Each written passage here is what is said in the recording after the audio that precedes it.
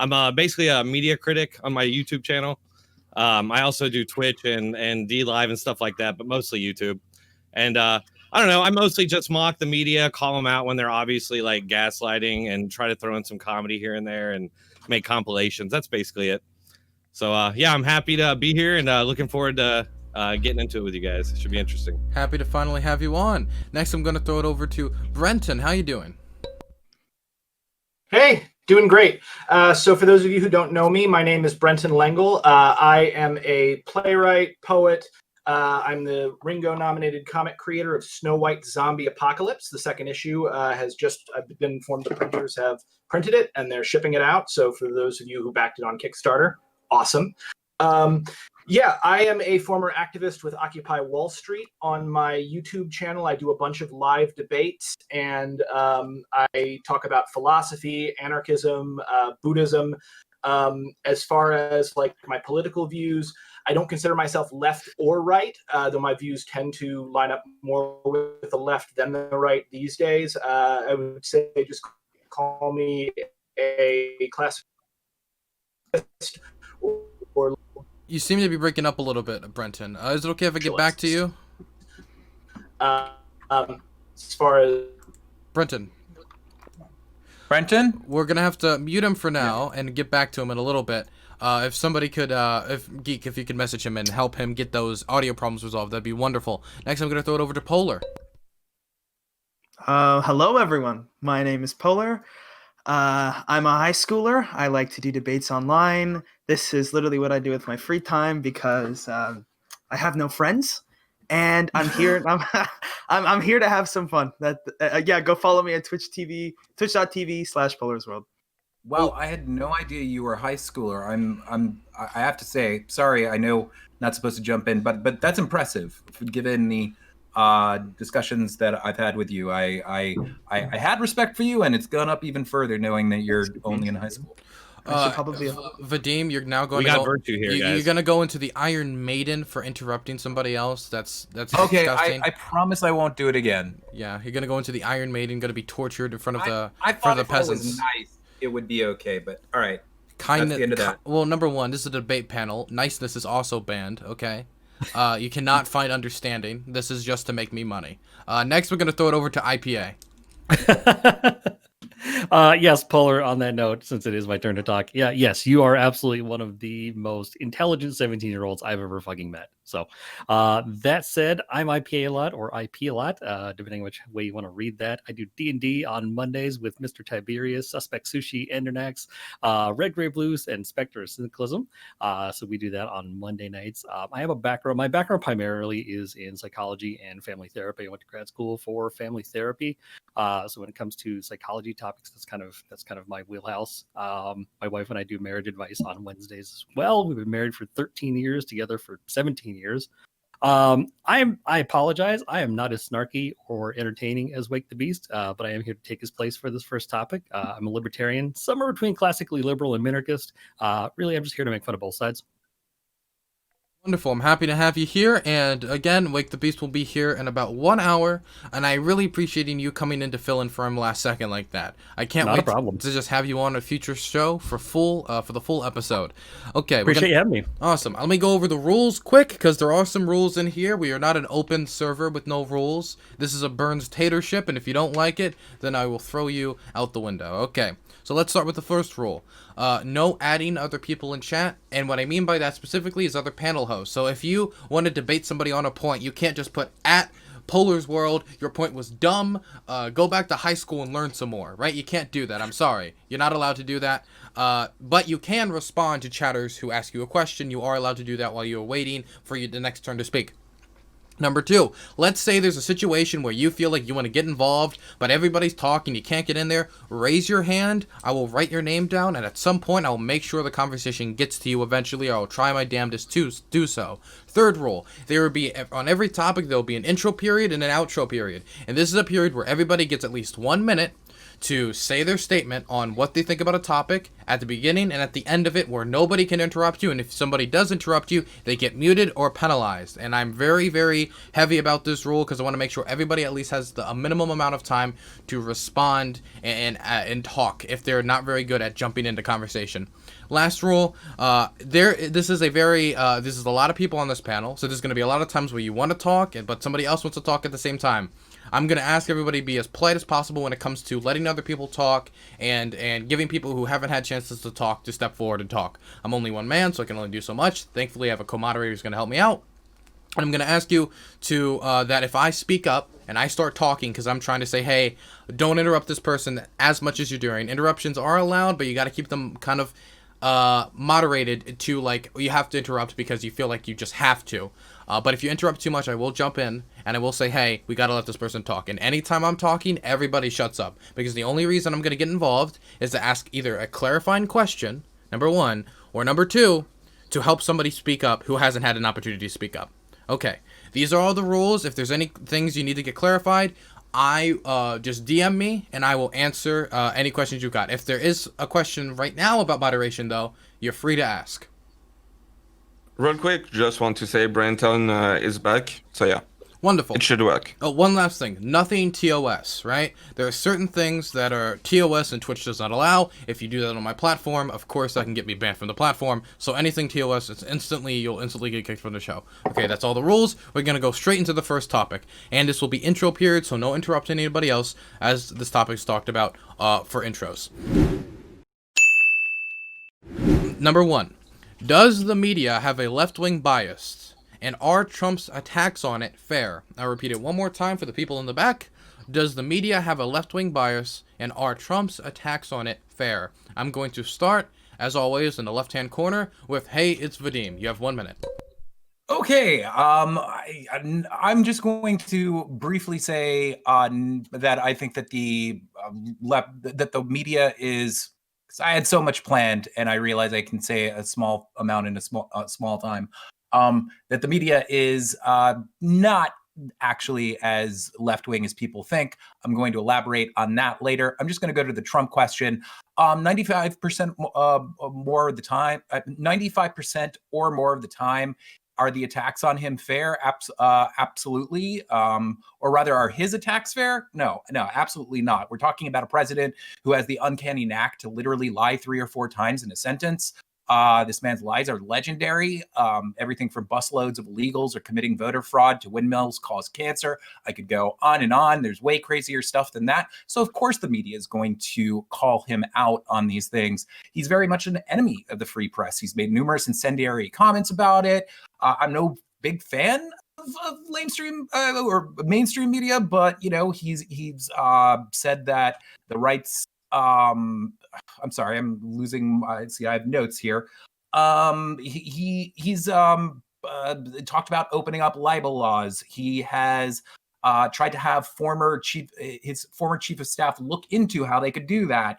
He's tried to also sue Bill Maher over orangutan jokes. So the reason why I point that out is because it's the reason why he wants to open libel laws is to create frivolous lawsuits. He's blacklisted plenty of reporters and entire outlets from events. He demands reporters to be fired simply for, or he has demanded that a reporter get fired simply for tweeting an inaccurate number of attendees at his rallies.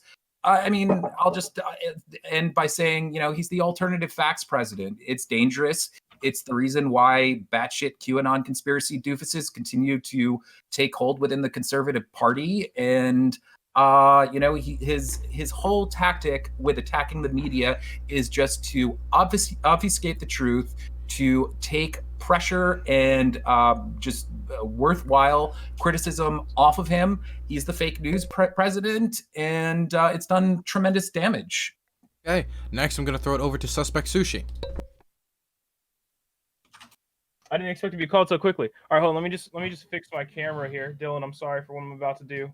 All right, anyway, so about how the media has an obvious leftist bias towards Donald J. Trump, okay? The fact of the matter is, like, over 95% of all stories created by Donald Trump, definitely fake news. Donald Trump is the great savior of the nation, Okay, Biden is going to destroy and burn down this nation 1,000%. And is his attacks on the media absolutely wholeheartedly warranted? I agree with that 100%. The news media are a enemy of the people, and Donald Trump is representing us and trying to fight for our rights and liberties. Thank you for coming to my TED Talk. Okay, and next I'm going to throw it over to TheTerk. Yeah, so the media is a really large group. I think all media are kind of leaning one way or the other. You know, Republicans are guilty of it, just as the far left. I've got a lot of data that suggests that, yes, there is a definite left-leaning bias, and it's not good data, so y'all don't want to hear it. But I just think that Trump's reaction towards it, I think, is not in good taste. You know, if you're a modest person, you'd think his stuff he says is pretty bad. But it is effective. It's bringing awareness to his cause, and it's really opening up the eyes of a lot of people that would sometimes just glaze past what mainstream media does. Okay, next I'm going to throw it over to Pisco. Sure, thank you. On the first sub-question, I think it's important to set aside like some threshold questions. One is, what is the media? I sort of consider the media to be a they, not an it. It's hard to speak about the media as though it has one conscious impulse. When it's numerous individuals and numerous reporters and numerous positions. So I would like to hear more clarity on the part of people who are accusing the media of having a liberal bias of what they consider the media to be. Next threshold question is, what is a left-wing bias? If that means a bias in favor of left-wingers and of like socialists and communists, I think it couldn't be further from the truth. In fact, I think you'll find a lot of common ground with socialists and leftists who say, the media hates Bernie Sanders and they're not going to platform our people. So I think you should be clear about the kind of left-wing bias that you're alleging. In general, I think the bias probably is more towards sensationalism and profits than it is necessarily any given political ideology. Next, I want to posit the fact, maybe it'll be controversial, that it's not hard to seem that you have a Democrat bias in this country when so much ridiculous shit is coming out of this administration. I think HeyIt'sVadim talked about that a little bit with respect to things that are directly on point on free speech. See, for instance, libel laws. See, for instance, what he has to say about any given substantive topic, whether it be immigration or the nature of our democracy. These are, I think, largely unpopular, not mainstream opinions that we might not peacefully hand over power. So things like that, it's hard to appear to have a sort of straight and narrow approach. I also want to attack the notion that there could ever be a media free from bias. What does that even look like? Just the framing of certain stories, the selection of some stories over others, is in some sense an editorial decision. So I reject the notion that there's some objective sort of point to reach in which all our media will be unbiased. And on the merits of the actual question, I think Fox News, Sinclair Broadcasters, among others, these are mainstream media sources, and they're largely Republican. So I question. I think the burden of proof is on people alleging a bias to prove it. And of course, I think not much more has to be said about Trump's attack on the media. They're dangerous, and I think fairly unsubstantiated. Thank you. Okay, next I'm going to throw it over to Dronetek Politics.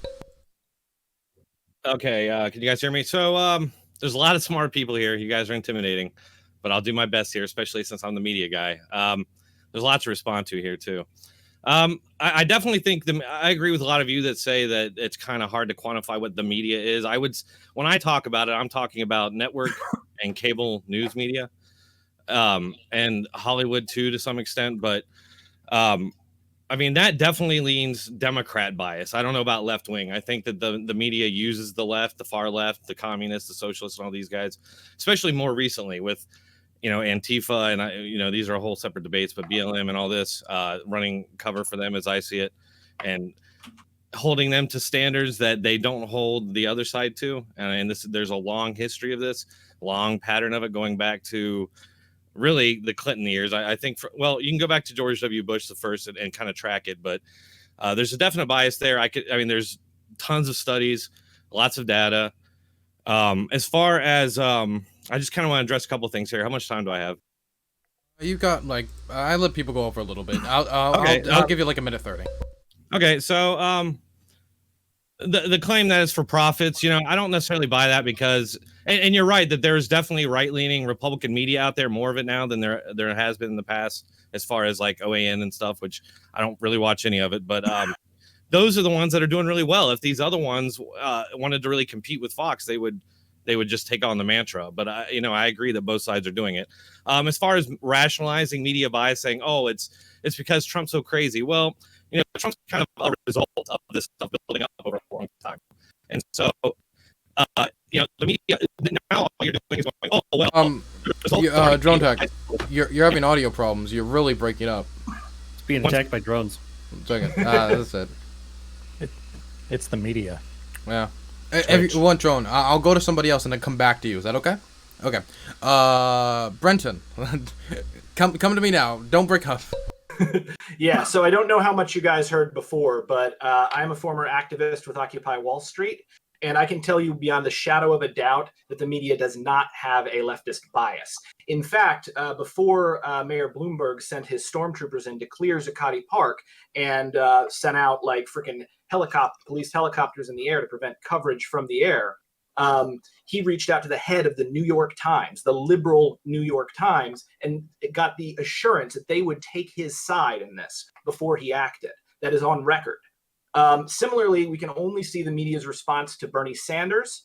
Over and over again, the media, they appeal to certain audiences and demographics, and they serve capitalist profits. So what you have essentially is you have a very large right-wing media, which came out recently just during the Bush years with Fox News, Breitbart, OAN has been mentioned. You also have more traditional media that kind of leans establishment liberal, but they tend to be very buttoned down. They hate, for instance, Antifa for the most part. And if you go and you look at articles about Antifa, there's a great great video by Cody Johnston on how to actually cover stories about Antifa, and you will see the anti-Antifa bias and the pro-fascist bias even in the so-called liberal media.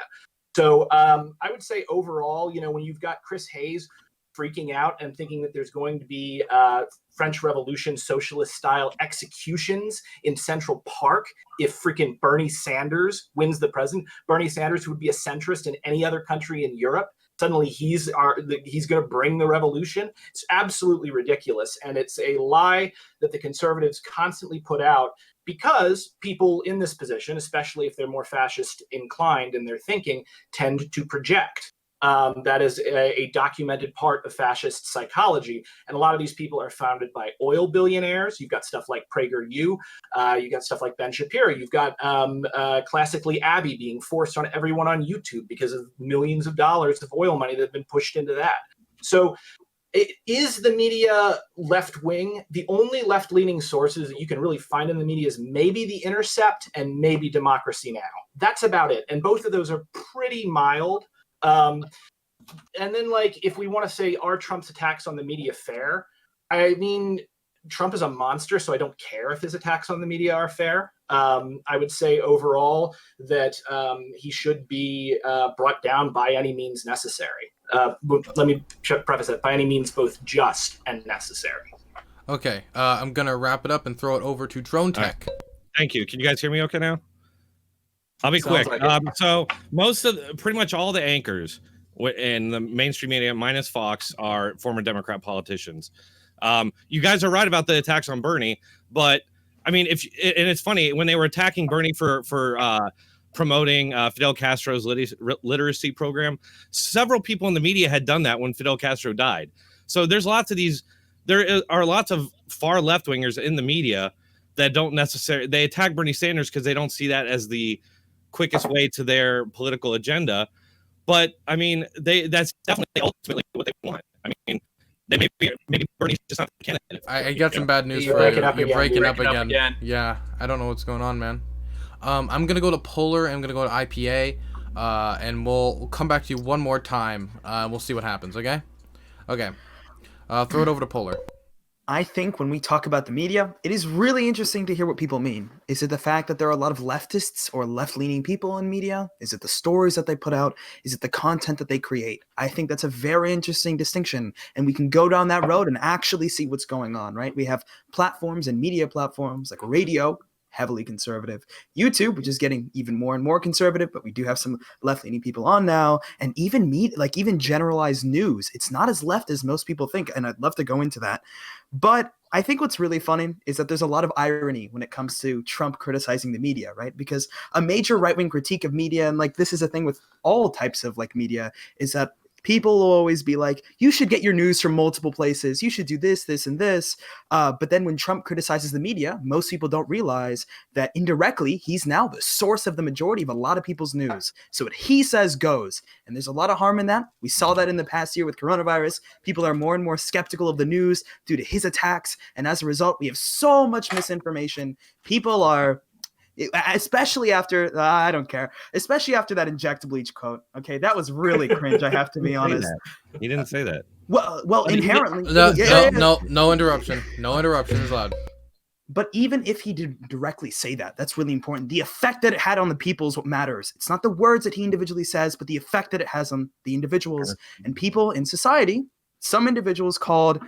For example, like chemical hotlines and like reported that they had done this and were fearful. To say that Trump's attacks are, I guess, would say valid is only one aspect of it. The fact that his attacks have created a kind of center on him for news is really disgusting and is kind of authoritarian to a certain aspect.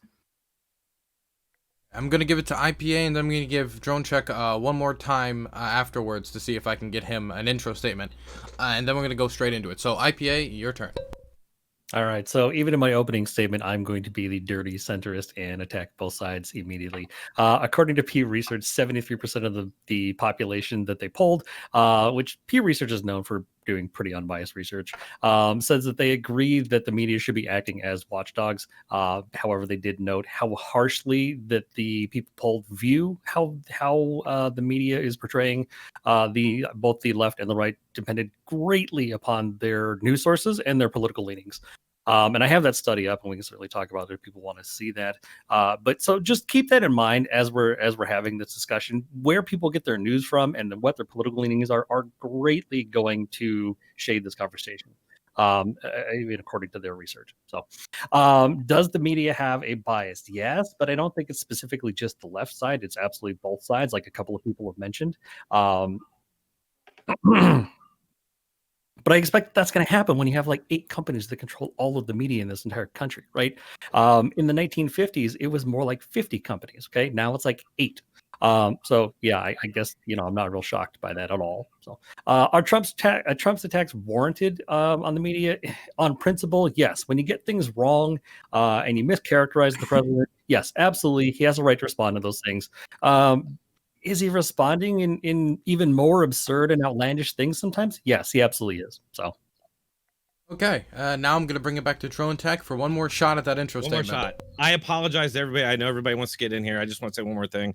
As far as Trump's attacks on the media, I think that Trump takes it too far sometimes. I think like outright saying enemy of the people, although I personally have thought that for a long time. I think that's, as a president, that he shouldn't do that.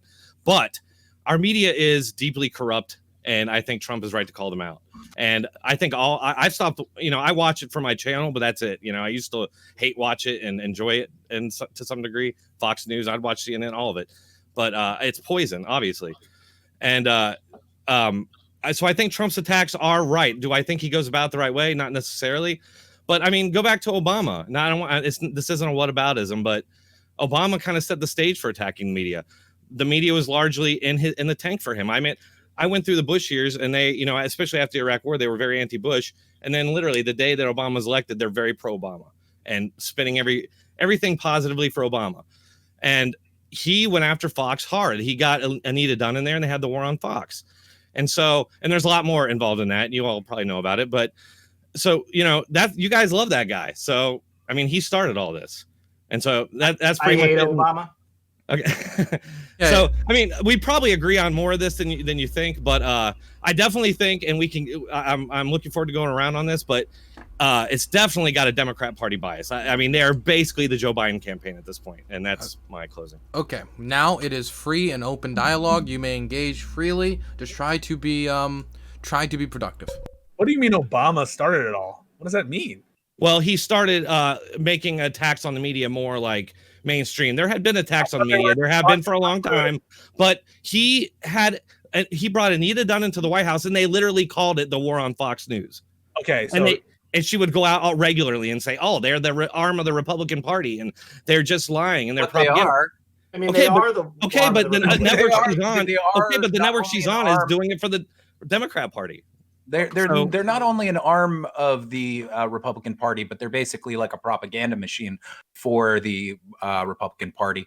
So I just want to say, just real quickly, if you could do me a solid, Dylan, and not come to me first for the questions, because I over-prepared my opening statements, and it'll take me a little while to kind of parse through my notes and whatnot. No and kind problem. of formulate No problem. what I'm going to say.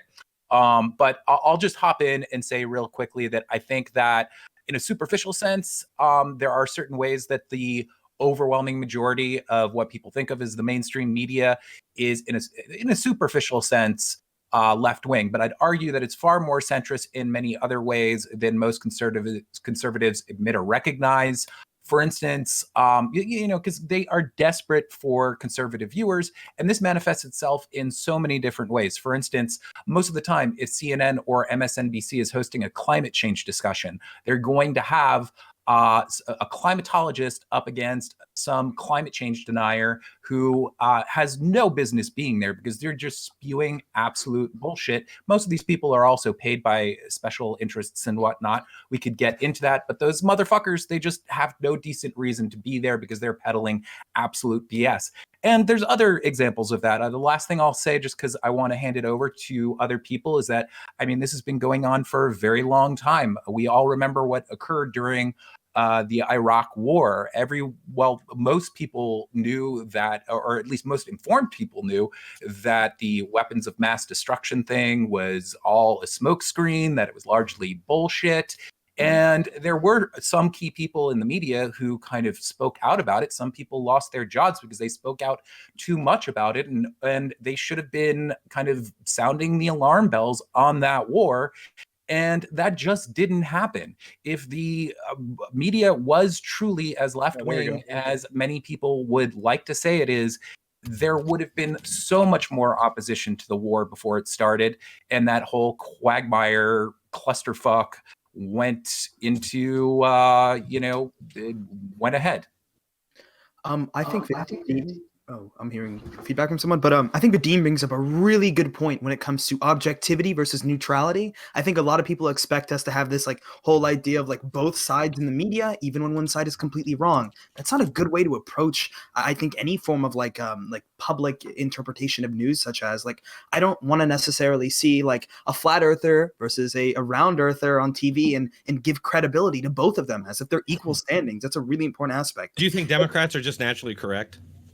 No. Well, it's hard to like top its because they're administration. never. When is the media ever critical? Wait. Block. That was a question directed specifically at Polar, so I want to give Polar an opportunity to respond. Polar. No, I don't necessarily think the Democrats are always right. Can you give me an example recently of the media like being critical of a Democrat's policy or idea?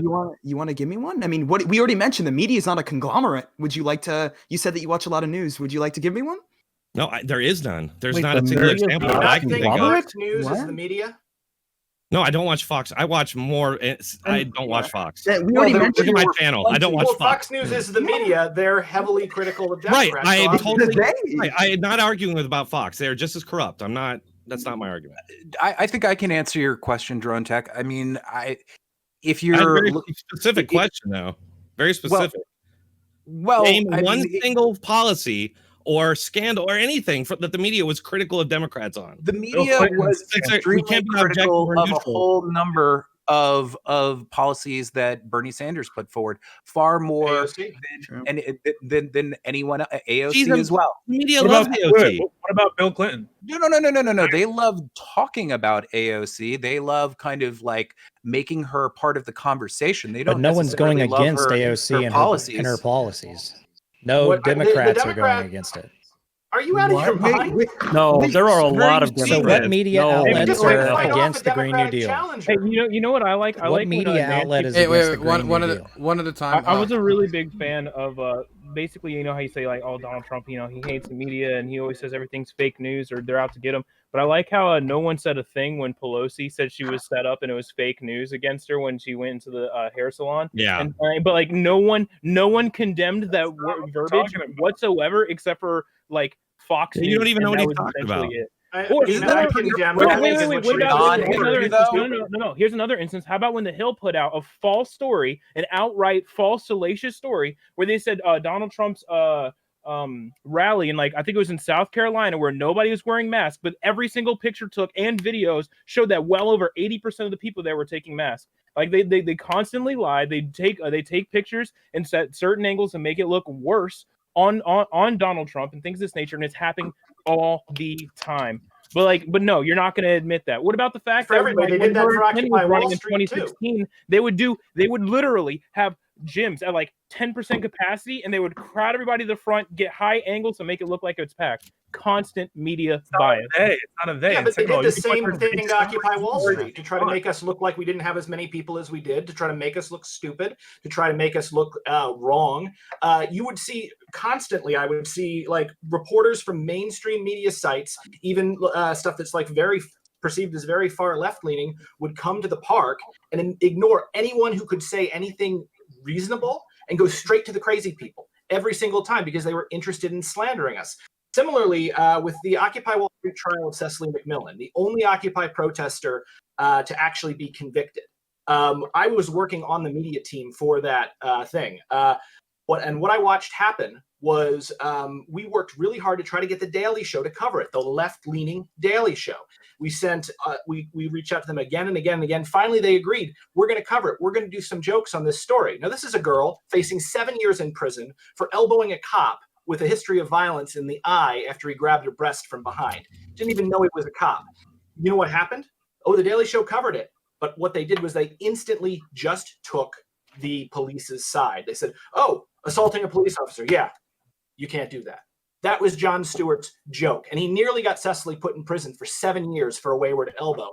It's the most ridiculous thing. These people definitely do have a bias towards making their editors happy and towards playing to their particular audience and for kissing up to the powerful and the elite. But that is not the same thing as having a left-wing bias, particularly because the powerful and the elite are not left-wing in any way, shape, or form, since the left looks to destroy the powerful and the elite. All you guys really got to do is watch Noam Chomsky's Manufacturing Consent, and we see how the entire media got behind the Iraq War. And similarly, if you look at the coverage of Occupy Wall Street, you'll see the entire media, for the most part, getting behind destroying and defaming Occupy Wall Street.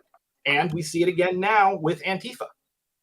I think we really got to talk about what the left is. I understand what you're saying, Brenton, and you're saying that the left, when you're saying the left, at least correct me if I'm wrong, you're talking about like progressive left, not like the establishment left. But in a lot of people's eyes, we still see that as the left, even though you're fighting against that. And I mean, you may be able to see it, but that's a sign of the depravity of American culture. Like what's happened is... so you believe just like Noam Chomsky, where he says America's the great Satan? You believe that? Noam Chomsky doesn't say America. No, he actually quite literally said that. But anyways, no, I don't think America is the great Satan. He refers to America as the great Satan. Why are you going there? I mean, he may have said that, but that's like he's probably quoting somebody when he says that. No, he said it. So anyway, I don't want to argue about Chomsky in particular because that's an ad hominem argument and it's stupid and you shouldn't have brought it up. No. You brought up you just said America was bad, and then you also I did not say America is bad. Look, he quoted Chomsky's idea.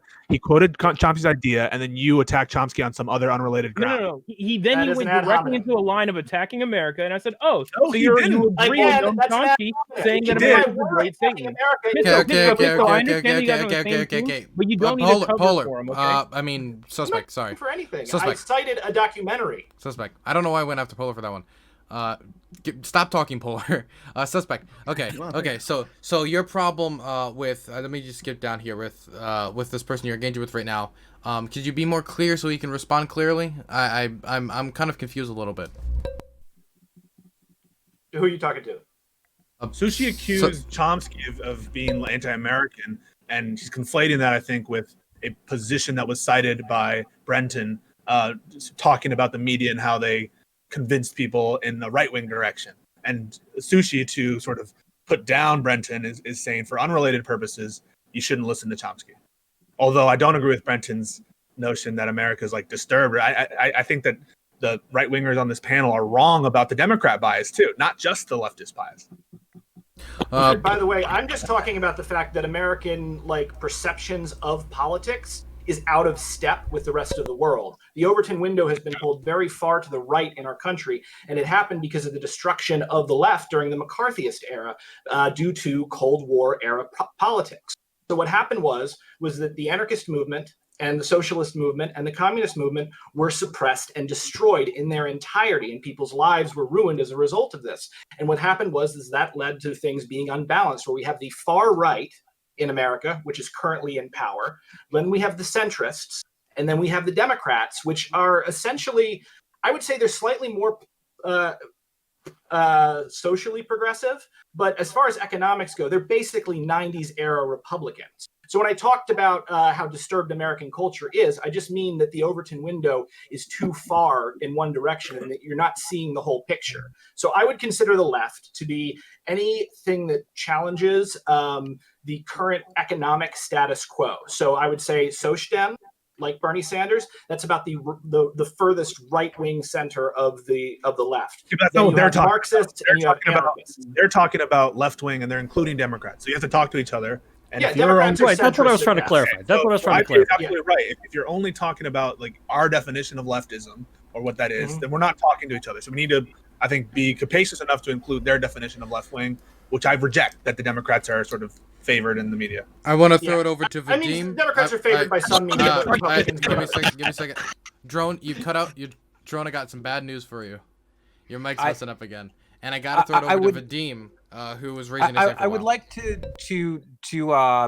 actually speak, but I'm just going to, just because I think it's fair. I saw that TheTerk, he hasn't chimed in that much. He did have his hand up, so I'd like to throw it over to him, and then if that's cool, then I'll chime in with what I had to say. Sure. Yeah. Turk was also on the list. Yeah. Yeah, I'll go after you since whatever. But I posted a picture to the Discord with a good chart that has a lot of known media outlets, and I want to hear the panel's opinion on how these outlets are categorized, because from what I'm seeing, it's showing that both liberal, left-leaning outlets are in fact left-leaning, and right-leaning outlets are right-leaning. I want to hear people's opinions throughout this. Data? How is this data? So I can give you guys the link to that chart as well, and you can go and read all the data and stuff. But this is, it's not a biased source from my understanding. One way or another, I don't think I'll take a look relevant. at that. But okay, is now the time where I go chime ahead. in? Okay, cool. So I just want to throw out there real quickly that I really do think that we need to broaden the circle here, because tons of people these days are consuming their media through things like YouTube and online publications. These are not small sources. Sometimes they get far more views than like cable companies who have primetime broadcasts. So, I mean, there's no shortage of popular right-wing outlets. The Daily Wire, I believe, is the largest, or rather the most read right-wing publication, or really news publication, period, on Facebook. There's The Blaze. Brenton was talking about the, channels like PragerU, Steven Crowder, Ben Shapiro. I name all three of those in a row because these are all people who receive funding from everyone from the Koch brothers to highly evangelical fracking billionaires. So when viewed in totality, I don't think that the media skews very far left at all, because all of those things have to be kind of held into account. And all of those sources that I mentioned are just, they're very influential on politics today. Yeah, Tim Pool just passed 1 million subscribers. That's way Right. more, or at least as much. He's relatively as, like, new people also, who but watch CNN. Polar, I think. Yeah, And y'all view Tim Pool as a right? Oh, Tim Pool is definitely. I Oh, know absolutely. Tim Pool. Yeah. Tim Pool is Right. way Yeah. on the right. Right, new Yeah, guy. he's right. Yeah. Yeah. So I would like to add on. Masquerading left. Yeah, he's just a grifter, honestly. No, but- come on. He wasn't no, always he's not like a that. grifter. Yes, he is. Wait. This is separate, but I have another point to address. I think it's really funny that we just established that like the media isn't a conglomerate, but we hear the same talking points that Trump uses about the media this, the media that, right after we've established that it's a diverse platform with multiple people, and we have people like Dronetek and Sushi who are like, well, the media, they do this and they do that. Polar, I got to address that. I don't know that we can't call. Well, okay, so yes, you're right. We have a lot of these independent sources, especially with the rise of internet media. Things like Twitch and things like YouTube, and where people have their own independent platforms within another platform, right? But if you look at the media as a whole, if you're talking about traditional media sources, newspapers, TV stations, holy shit, those are giant conglomerates. They're all owned by like 6 companies. I can address this point as well. One, when we think about like media sources, we all know Fox News has the most viewers, not just in news, but in cable in general. That's one aspect. And I also have a really interesting study that. But you know that Fox is now owned by Disney, right? Fox is Fox. I don't know what to tell you. You think they're any less conservative? This ties in because one, we all realize news is a corporation. They go where profit is to be made. And since there's a market for right-wing news on national TV, there's gonna be one. One, two, one? Turk. Just one? Two? I said one. That was the point. That was point one. Yeah. It was point one. I'm going to point two. Yeah, but there is only one or two though. But go. Well, they are the largest. Well, like 2.57 million. That's massive. With like the other like news media like coming like trailing behind, right? TheTerk brought up an interesting aspect about like the media companies or the outlets on like a platform on like this kind of like distribution, right? But even if there was a liberal bias, it doesn't actually affect which stories are covered, right? There was a really interesting study. Wait, it actually dictates how they're No, covered. let him answer. It does. He's teeing it up for me. I'll give you a Let him great answer. example. No. Okay, wait. Guys, Okay, I'm talking. So everybody gets quiet. Polar, I want them to finish a statement, and then after I want this to bring to Drone, because Drone hasn't been able to talk to the technical issues for a little bit. Let Turk go. He's been dying. Polar's to addressing me real quick, and he's teeing it up for a home run here. Okay, Polar, would you like to finish?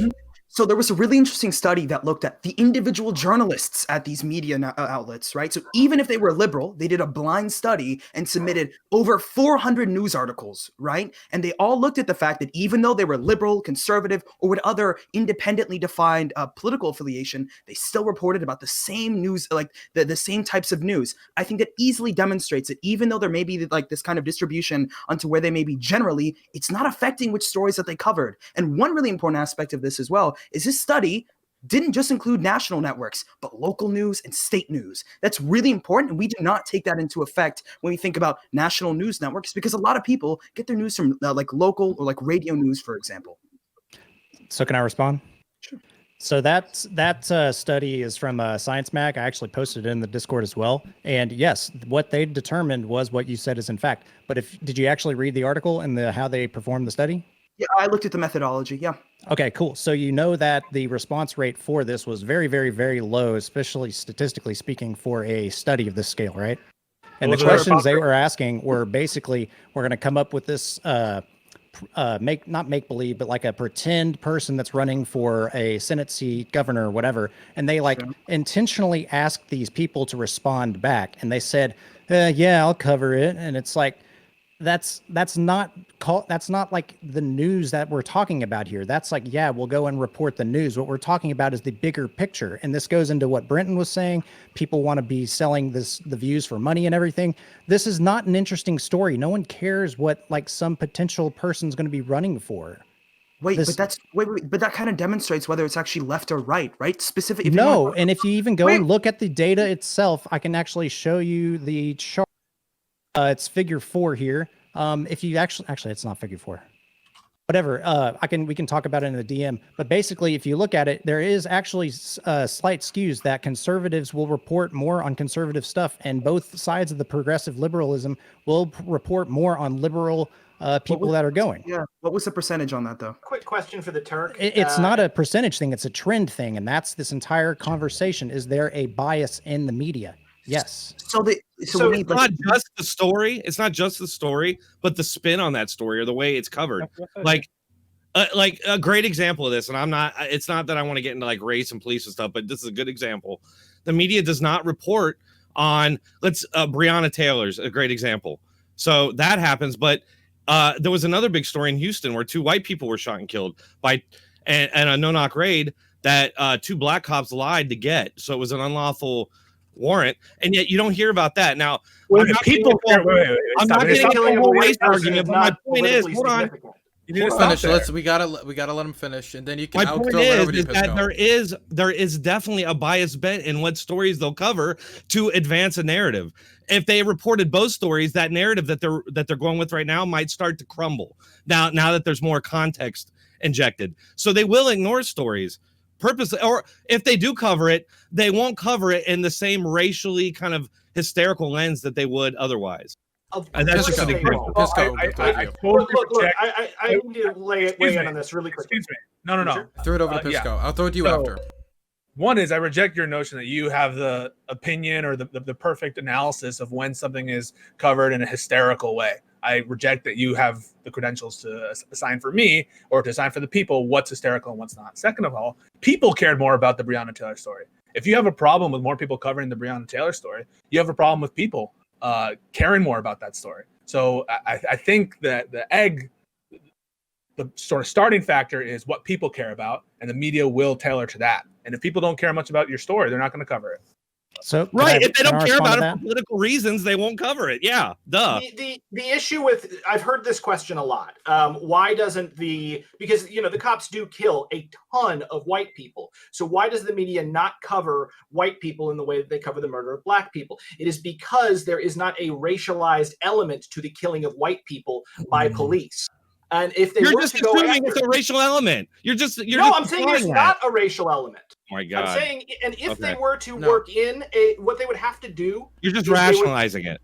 No, I'm not rationalizing it. If they would have to cover the police murders of white people in the way they cover police murders of black people, would have to lead to a criticism of the police overall as an institution. Which might actually change do that something. because they're liberals and they like the police. No, I would because I hate the police. Okay. What I'm gonna do here? I want to make suspect. I want to make sure that we do remember that this was about media bias, and I want to make, while you're talking about this in the aspect of media bias, make sure it stays in that aspect, and we don't get off into a debate specifically about police because nobody here studied for that.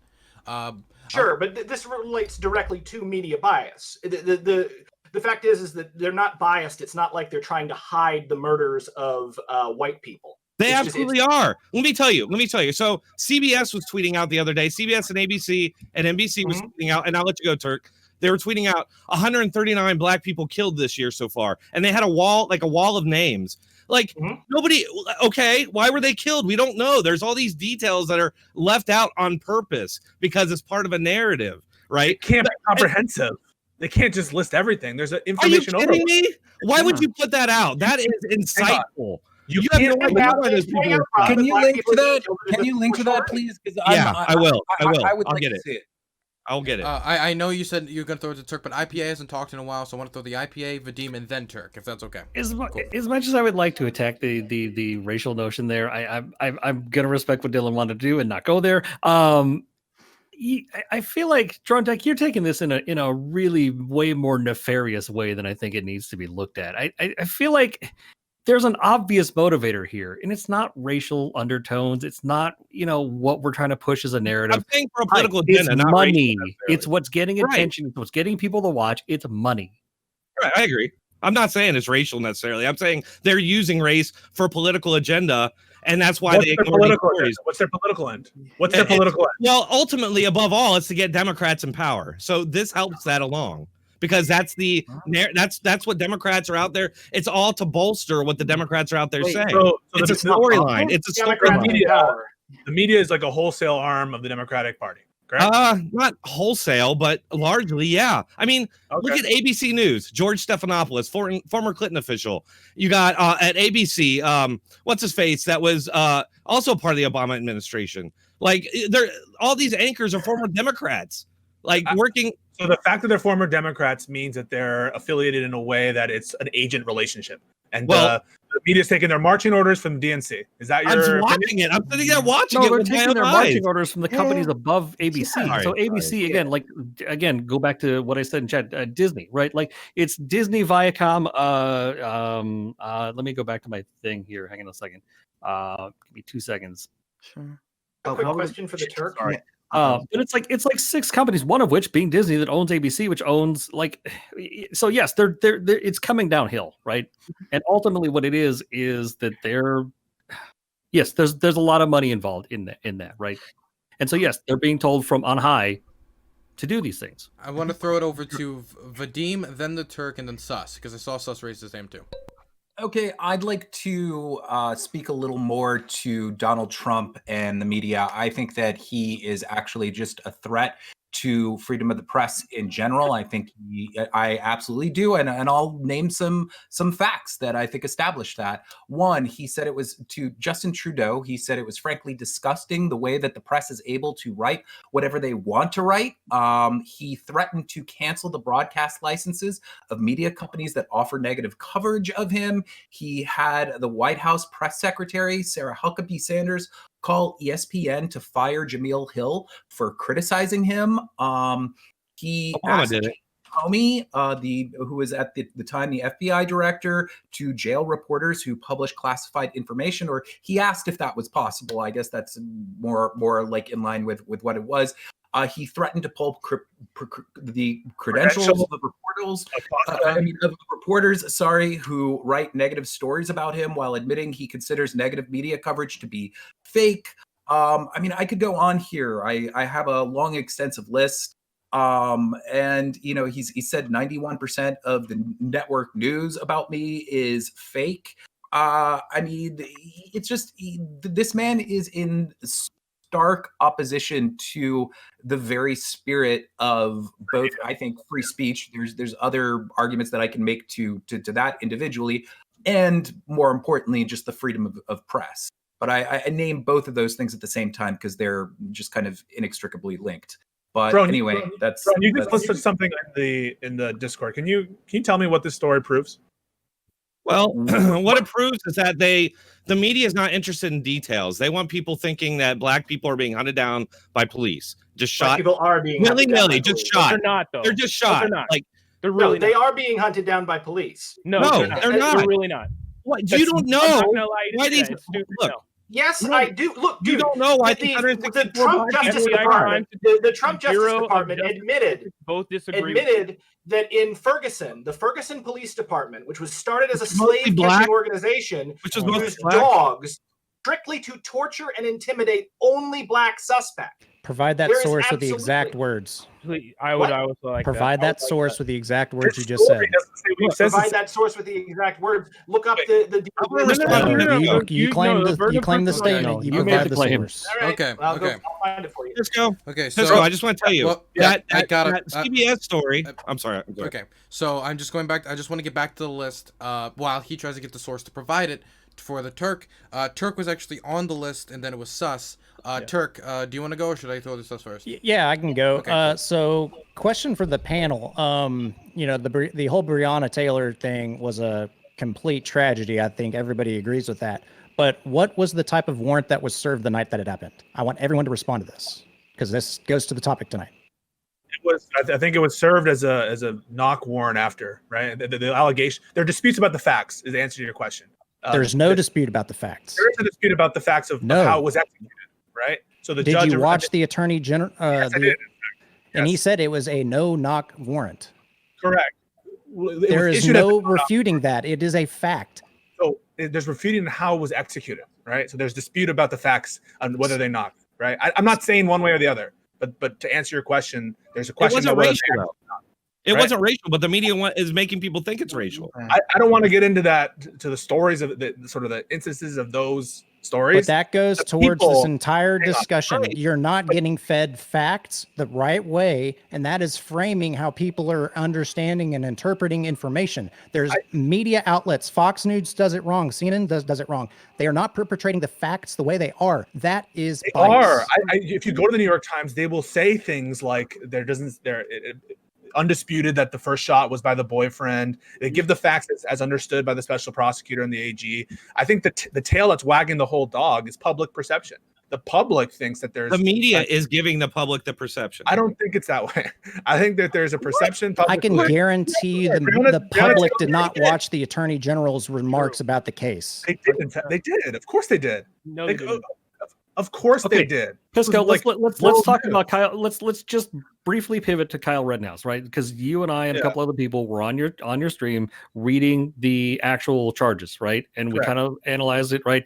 How many people do you think are actually honestly out there doing that? Like, really? Probably not that many people. Not a lot. Like, of course, not a lot. What's the point? Like, the people aren't going to read huge. A very small minority of people are going to actually be that well informed. We read the motion to dismiss sentence, like the memorandum that was issued by the defense lawyers. No one's doing that unless you're a sort of a weirdo like we are. So I have to say, I'm a murderer. Oh, I understand that. No, first of all, no, that's not the case. People are criticizing aspects of that that incident on both sides. There are people saying this was valid self-defense on the media who have read. Like, I didn't mean to bring up Rittenhouse because I want to talk about the issue, but my point was there are a very small number of people in this world that are going to intentionally be as informed as someone like yourself, right? That are going to sit down for 3 hours and analyze what that actually said. So yes, a lot of us just get our media from, hey, I saw this headline on the news, and they talked about it for 3 minutes on my local nightly news. That's a perfect point, and it goes to Drone's point about why aren't they showing more stuff. The fact is, there's a bandwidth problem here. They can't show everything. They have to cut stuff because people aren't going to read everything. Hearing excuses and rationalizations, just like it's not rationalization. The whole objectivity versus you said objectivity versus neutrality, right? I mean, and I'm hearing this a lot from these people in the media, and it's these super biased people who are, and look. Guys, I'm all for media that's tough on politicians, including Trump. But they specifically they lie by omission constantly. They omit tons of data. They omit stories of unarmed white people being shot by cops, and they do that because it would make the whole current narrative crumble. These people protesting would look like, I mean, I'm sorry, it's a conspiracy theory. I mean, the whole hands up, don't shoot. That was a conspiracy theory. That's still leading to like death and destruction today. And that was popularized. I don't want to get into merits. How is that a conspiracy theory? It didn't happen. I don't want to get into what didn't happen. Yeah. The hands up, don't shoot started from Michael Brown, and it didn't happen. Correct. It did not happen. Okay, I don't want to get into merits. No. Before you pivot away from it, no. Pisco. Before you pivot away from it, what he is quite literally saying is the hands up, don't shoot narrative of Michael Brown was falsely reported on and massively spread. And when it finally came out with the truth of the matter that happened, they barely, and usually it's during non-peak hours, like offered any type of recanting of their previous news statement. This happens all the time. So one is refers strictly to Michael Brown. Hands up, don't shoot was something that was popularized because oftentimes unarmed literally stemmed from the Michael Brown. It literally stemmed from the Michael Brown protest. The slogan literally Black Lives Matter as a result of Michael Brown, but it was not just simply about Michael Brown. And there is plenty of data. Started at the exact time. I want to hear Brenton finish his point. Yeah, there is plenty of data, and I actually have it right here because I was prepared for a debate on BLM that proves conclusively that cops shoot unarmed black men more often than they shoot unarmed white men. Proportionally, you mean? Get on the merits. Statistics actually says you're lying about that per capita. It's not the Don't case. Get in the merits. It's not what the conversation's about. Hang on, let me find this. Okay, so dude, you're supposed to be finding I'm about to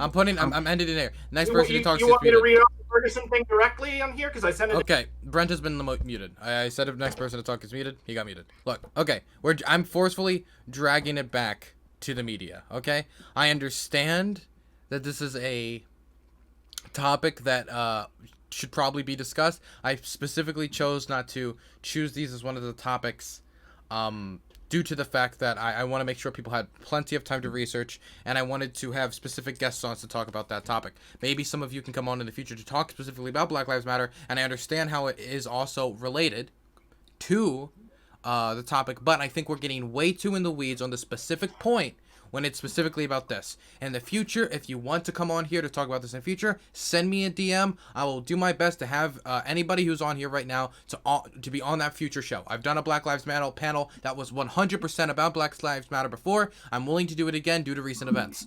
I just want to make sure that we get back on topic since we don't have a lot of time left on this, so we can finish this. So I'm going to throw it first to Vadim, and then I'm going to, after that, I hope we can get to Polar. I actually never got my I will say, the Suspect, you did get to talk a lot in these engagements. I will. Well, like, when they say outright salacious lies, I had to respond. Suspect. It will get back to you. I promise. Okay. If not here, you will get an ending statement, just like everybody else. Okay. So I'm gonna throw it to Vadim. I'm gonna throw it to Polar, and then I'll throw it to Sus. Sure. I'd like to throw out a question to, I mean, I guess everybody, but I'm really interested to see what the conservative folks on the panel have to say about this. I'm wondering if you will at least concede that there are some very dangerous issues that Trump has popularized that have, he's helped take root more in society. But I'll just name two right off the top of my head. Global warming is a Chinese hoax. I mean, that's not the only thing that he's said about it, but he's very dismissive of global warming in general. It's an existential crisis to the planet. And I think that kind of president saying things of that sort is really horrible. Coronavirus, he spread, way too many just bullshit things about coronavirus to even for me to even launch into listing them. So my question to you, it doesn't have to be those if you don't think those two apply, but is there any topic that you feel that he has been really dishonest with the American public and the media in general? An open question of right wingers, or what was? Yeah, I mean, everyone can chime in, but I would like to hear what the right wingers especially have to say about this. I mean, he's so often misquoted. I'm just fact checking the Chinese hoax. Or did he say global warming is a hoax? He says a Chinese hoax. I just want to see. He said it's a Chinese hoax. Also, coincidentally, the Chinese used to say that the West was responsible for it way back in the day. But anyhow. From a Dylan Burns video, as a matter of fact. I'd say there was a lot of misinformation about COVID early on. I mean, worldwide. I mean, in our country. Hey, I see you rolling your eyes, but I mean, the facts are the facts. I mean, January he shut down travel early January. Okay, we're just talking about. Remember when Nancy went down Chinatown and said it's racist of him to close down travel to China, and you should just come to Chinatown, everything's fine. You know what's pretty cringe, calling it the China virus. What? You know, it's pretty cringe. Wait. Let me clarify my question, okay? Okay. This is not. Let me clarify the question. Let me clarify the question, okay? I'm not asking you to speak to how well he handled the crisis in general. I'm asking if you thought that he put forward a lot of false statements about coronavirus itself. And if you don't think so, is there anything that you can name that you think that he has been dishonest about that you think is an issue of importance? Can I just real quick say, before Trump, it was kind of accepted that politicians lie all the time. Yeah, I know, right? Oh my God, he's like no one lied. Wait, do you remember when Barack Obama drone striked an American citizen who just had like loose? Totally irrelevant. I do remember that because Occupy Wall Street made a huge issue of it. I was actually about that on the radio show. Do you remember the when people were bringing that up to him, and then the media was saying the only reason they were bringing it up to him because he was black? I remember that. Like, I'm just saying there's obvious media bias. There's certain I'm saying there's media bias on both the right and the left. I think heavy bias is an issue, and I think that Trump's attacks on media in general are warranted. The fact of the matter is, I have a quick question, TheTerk. I've been wanting to ask this for a while. Okay, you can ask the question. No, I was actually literally talking to you just then. I'm going to. Yeah, okay, I can respond to the question. Okay, really? Cool. Okay. But then we gotta. Actually, I want to go through the rest of the list. Oh, by the way, Vadim, I'm getting a lot of feedback from you. I apologize. I'll try and. Unfortunately, my headphone jack is kind of fucked up. So, Hopefully this While will that's help. getting set up, I have a quick question for the Turk, and I bear with me on this because this is relevant. Is the nation of India in the west or the east? I'd probably say it's in the east. Okay, now this is interesting. So with regard to your media study of things being on the left or the right and where they are, if you read the writings of the Zen Buddhists, they will say that the Buddha came from the west because the Buddha came from India. So obviously when you get a study like what you posted in the Discord, where it's like going in a thing, there is a bias in it by selecting where the "you are here" point is, where the center point is. I'm saying that the center point is moved further to the right than the actual center, taking into account the diversity of all major political opinions on the planet. But to take that logic, you would also think that Bernie Sanders is only slightly left compared to I the do normalized think Bernie Sanders is only slightly left. Yeah. So that's not the way. If you go to like the neutral camp, he is far left. Socialist. But the neutral camp is inherently reactionary. See, that's they've been moved further counter to to the your right by point. American. The Buddha No. came from west. Yeah, No, it could have been geographically west of somewhere. The neutral camp in the United States is far to the right of the neutral camp in Europe and pretty much all over the world. Because only the United States utterly destroyed its entire far left movement. I disagree. The United States, I mean, Eugene V. Deb ran president from prison and received like 30% of the vote. The fact of the matter is that during the Cold War, it became politically dangerous to be a communist. When communists have been part of this nation ever since communism became a thing. In the same way that it became politically dangerous to be a socialist or politically dangerous to be an anarchist. And thus to the 1980s, these voices were totally suppressed and not allowed within discourse. And so the United States discourse moves further to the left, and the thing that became identified with the left is not actually leftist. So what? It's only here. Wait, that demonstrates kind of the point that Brenton's trying to get across. I'd also like to address Turk. When we looked over Figure 4 of that story, one, that was, I don't even think that was considered statistically significant to make that large of a difference. One, two, I would also say that like the rhetoric that Trump has used, saying things like fake news and reinforcing this aspect about like this bad form of media is spreading across the world, right? Real quick, was it bad when Fox News was called fake news for 8 years under Obama? Was that bad? This is wait. You're not even letting me finish. Wait, this has nothing to do with my point inherently. What I'm trying to say is that his rhetoric, right, and the way that he speaks and engages with the media is spreading across the world. We see this, I'm pretty sure, like with Bolsonaro in Brazil. We saw this in Egypt, where 4 days before he got to Trump got to Egypt, they passed fake news laws, which literally made anyone over 5,000 followers considered a news outlet. To say that, like, long before Trump. What are you talking about? Wait. I'm talking about exporting this to the like other aspects of the world and then making large differences there. So what? The president influences the world at large. Wait. My point is that influences the world in a bad way. They called Fox that's not a good way. Wait, that's not a good way. Let's let Polar finish quick. It's not. You just said Trump's rhetoric. Fake news. Well, Obama's rhetoric. I want to hear the end of Polar's point and throw it to Sus because then I got to wrap it up. So one aspect of this, what I'm saying is this form of rhetoric is exporting across the world, especially when it comes to other nations where they have stricter and harsher effects. Yes, Sushi, we are an influencer around the world, and that's why what we do matters. Specifically, when it comes to one of the most important aspects of having a free and democratic society is the media in this sense. And when we're pushing laws and aspects that are necessarily criticizing and demonizing the media, even worse than we're doing now, please tell me how that creates a free and democratic society. Okay, so the same media that said before the election that challenging the election results was an attack on democracy, the same media that has rejected the election results for the last 4 years, right? That's irrelevant to my point, though, Drone. It's not at all. No. It creates a precedent of challenging it every time you guys lose. That's not the point that I'm trying to make, Sushi. I'm not talking about whether the media. Wait. I'm not actually. Wait. Listen. I'm not talking about whether the media is actually engaging in this form of behavior. What I'm talking about is this individual, our president, is exporting this kind of response and these ways of addressing media. It's not necessarily relevant whether the media is actually doing it or not. What's relevant is this aspect of exporting it to the other parts of the world, where one, they have even worse leaders than we do here, and they're making it much worse for the citizens of that state. No. He's not exporting a thing. Like, the fact of the matter is someone is influenced by the way he carries himself. That's not a conscious effort done by Donald Trump. You're attacking. He's not Machiavellian. It doesn't have to be a conscious effort. He's not playing 4D chess, dude. He's just attacking. Well, of course. Wait, he doesn't have to be. He's an idiot. Yeah, he's an idiot. Okay. Suspect, you're gonna finish this up, and then we're gonna go into ending statements, which Geek is No, gonna I'm have to already done. You're organize. You already good? Okay, Geek, can you organize ending statements? Because I need to use the bathroom terribly, and moderating while needing to use the bathroom is an extremely stressful position to be in. Oh, I also want to say I'm gonna do something really biased. Eugene Debs, I actually yesterday just studied Eugene Debs in history class. It was 6% of the vote, not 30. Okay, continue. Yeah, 6%.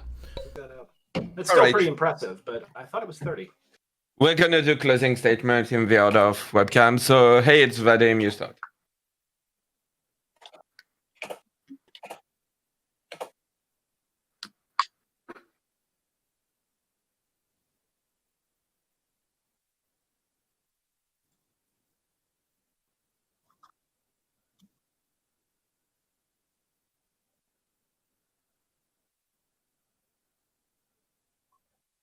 Wait, real quick. I'm sorry to cut you, but apparently Dylan muted you on his end, probably because of the echo. So yeah, we're gonna go to someone else and wait until Dylan comes back because yeah. I think Sushi was primed up for things before the closing statements. Yeah. Well, he's next. So yeah. So SuspectSushi, your turn. My closing statement. Basically, all we've heard here is the confirmation bias of people on the left thinking that the basically big tech and all the news outlets that are on their side are being completely fair and balanced in everything that they do and not biased whatsoever when it comes to covering Trump. Even I can outright admit that there's favoritism and bias from like Fox News, OAN, and things like this to make Trump look better. That's the fact that I just can't. I find it astounding to me that you can't just admit that these things are absolutely happening on both sides. So it just shows that you can't be consistent. Also, I just hear the constant whining and complaining. Oh, Trump's a monster. Trump's a monster. Dude, it is played out, my guy. Like, dude, I gotta be honest with you, Vadim. You seem to be a nice guy, but that lady who was like wailing on the Washington Monument steps did it way better than you. So you might as well just give it up now. Other than that, good old Uhuru for all my boys in chat, and I'm done. All right. TheTerk. So I want to answer Vadim's question about if I don't believe or trusted Trump's statements about anything. I will say about the COVID thing, I never really followed what Trump said because I don't find Trump to be an expert when it comes to medical advice. I look towards Dr. Fauci, and you know what happened? He was wrong about several things. The entire CDC was mixed up. There was a bunch of miscommunications, like Dronetek said at the beginning. And, you know, people get facts wrong during this entire pandemic thing. So it's like, you know, if Trump's saying to inject bleach, that's just dumb. And if you believe he's actually advocating that, you're dumb. Okay. And then I think Polar, you had a question for me too. I don't remember what it was. Can you ask that real quick? Geek, is it okay? I was just mentioning Yeah. that we talked about. Yeah, so that figure, that figure 4, they mentioned in the Senate. Okay, yeah. So the figure, sure, it's not showing the drastic bias that we were trying to talk about tonight, but what it shows is the trend. And the fact is that the trend shows that there is bias in the media, and that's what this topic is. There is bias. And you guys, I even threw a very heavily biased source of information at you guys, and y'all didn't get to refute it. Sorry. All right. You can answer that later. Basically, you're not allowed to. You're not allowed to interrupt during closing and opening statement. I'm going to throw it to Pisco. Yeah, I think it's what has been shown on this panel, maybe somewhat effectively by the right wingers, are individual instances of reporters and news outlets being irresponsible, at times biased. Totally accept to the extent that those instances were proven, you know, it's valid, right? So there are instances where reporters fuck up, where they get the wrong story, where they perpetuate a false narrative. No one denies that. That happens in news outlets all the time. Happens on social media all the time. The question, though, is there a larger liberal bias? And I think that bias, if it exists among people and consumers. And whether or not the hands up, don't shoot is an instance of the tail wagging the dog, I think it might be. I think it's people having their own rallying cries and their own slogans, and the media picking up on it. And the media, I see them as more innocent actors in this than people who are perpetuating from the top down narratives which the people are following. I think the people are moving and shaping a lot of the narratives, and the media doesn't really have a dog in the political fight.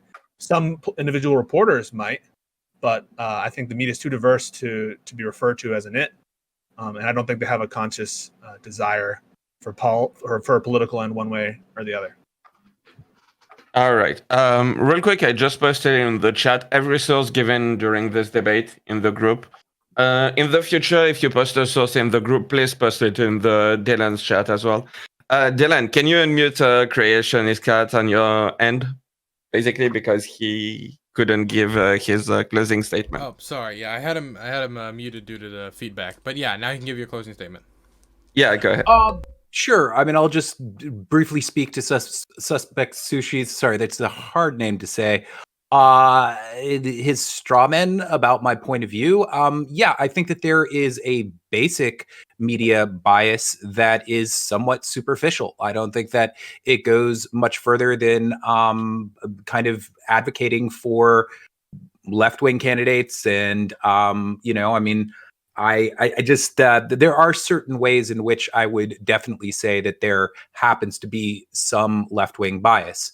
I don't think like across the board, I would never say that it's fair and balanced and completely 50-50, nor do I think it should be. When it comes to lies that Trump told about coronavirus, I mean, I was just looking things over. These are just some of them. He said the coronavirus very early on would weaken when we get into April in the warmer weather. That was total bullshit. He said that the outbreak would be temporary. He said that if the economic shutdown continues, there will be an uptick in deaths by suicide. Totally unsupported claim. This just goes on and on and on. There's like endless. I'm just looking through a list of them that The Atlantic has. All of these things, and there's far more dangerous claims than that. But there's really the thing that I want to hammer the most here is that I truly do think, aside from whatever kind of consensus we have or lack of consensus we have on the nature of the media in general and its propensity to go to the left or the right or the center, it doesn't matter to me. At the end of the day, what I really want to say is that Trump is actively a threat to the spirit of the freedom of the press.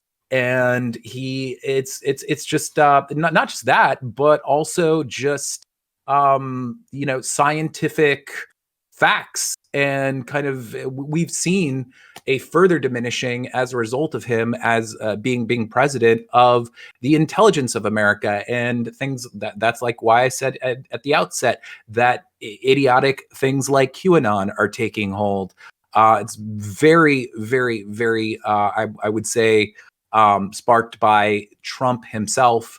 People kind of look to leaders and mimic them, or just kind of really take to heart the things that they say. And you can see his bullshit statements just being totally QAnon sucks them up. And there are a lot of other people who aren't quite as bad as QAnon who sucks them up. So yeah, I guess I'll just leave it at that. There you go. Okay, next, let me check the list that Geek sent me because he is so nice to me. Let me check. It is next is going to be Dronetek. Okay. Well, there's a lot to. I've been embroiled in this stuff for a long time, so there's a lot to say. But let me just say, first of all, you guys are all really smart, and you guys are all real respectful, and I enjoyed this.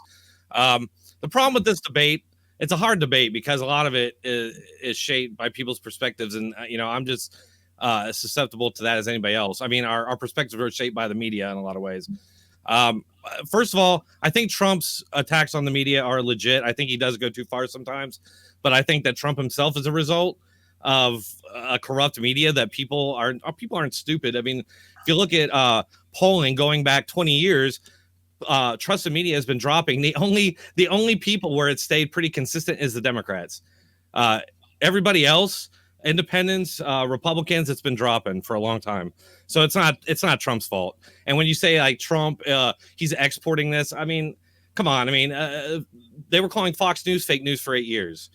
Phone news, remember that? That was like a big thing. So that didn't start with Trump. Trump just kind of flipped it back. media is undoubtedly, guys, it's undoubtedly an extension of the Democrat Party. I don't say you can deny it. I mean, you were talking about individual instances of issues, Pisco. It's not individual. There's a definite pattern. I mean, if you look at these mistakes, at least, I mean, as long as I've been paying attention, they always cut one way. They always cut against the right. And a lot of times these mistakes come about because of the preconceived notions of the people reporting. And a great example of that is the Covington kid thing. I mean, the reason the media fell for that is because it initially confirmed all their biases, and they fell for it. Same with the news thing. I mean, and those are just the high profile ones. Guys, I make a living off of talking about this stuff daily. Okay, so it's a daily thing. And it's a definite pattern. Like I said, it's always on the right. I mean, you talk about science too. Like, I'm a right winger. I love science. And, maybe Trump's not the best ambassador of science, but science is not the domain of the left. They don't own it. All right. The left also says that men can have babies. And I don't want to get off into the weeds of that. They can. They technically can. They absolutely. I'm sorry, I'm interrupting. I shouldn't do that. Yeah, sadly, you cannot. That's completely insane to me. But anyway, so I mean, there's tons. We can go down the list of the things. The media is comprised of mostly Democrats. It's mostly donates to Democrats. They mostly supported Clinton. I mean, the only legitimate election is one won by Democrats. When you look at it, I mean, remember Bush? It was a conspiracy theory when he won both times. And then Obama wins, all clear. Then Trump wins. Oh, it's conspiracy theory. All right. So it's never legitimate. Look at the midterms. Democrats did well. The all clear was given. It's all good. That's legitimate. Oh, if Trump wins, that's not legitimate. The only legitimate scandal, apparently, is one involving Republicans, because the media and the FBI comes out and says, oh, it's the Russians. If there's denigration that you see against Joe Biden, that's the Russians. So we're not even allowed to criticize Democrats or the media. If you criticize the media, you're attacking the media. You're attacking democracy. It's just this pattern. So that, I mean, I guess that's my closing argument. If you get on Twitter and someone was talking about, oh, it's not all the reporters, it's just some. Dude, guys, I follow all the reporters on Twitter. They're all left-wing activists, all of them. They all post the same stuff every day. It's always, from the left, attacking Republicans, putting Republicans.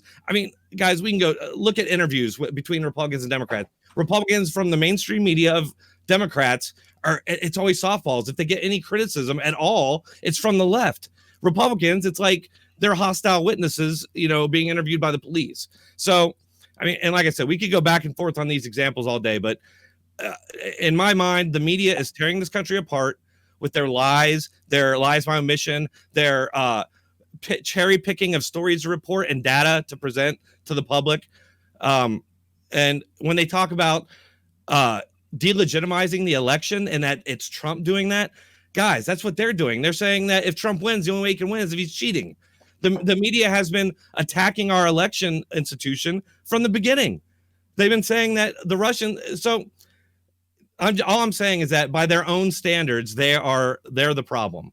And so that's my closing argument. Okay. Next, we're going to be throwing it over. Let me check Geeks list. It's going to be Polar. For everyone in chat, I'd like to ask one question. Everyone here as well. What is the media? Okay, is the media the millions of people that watch network TV, which is headed by Fox News?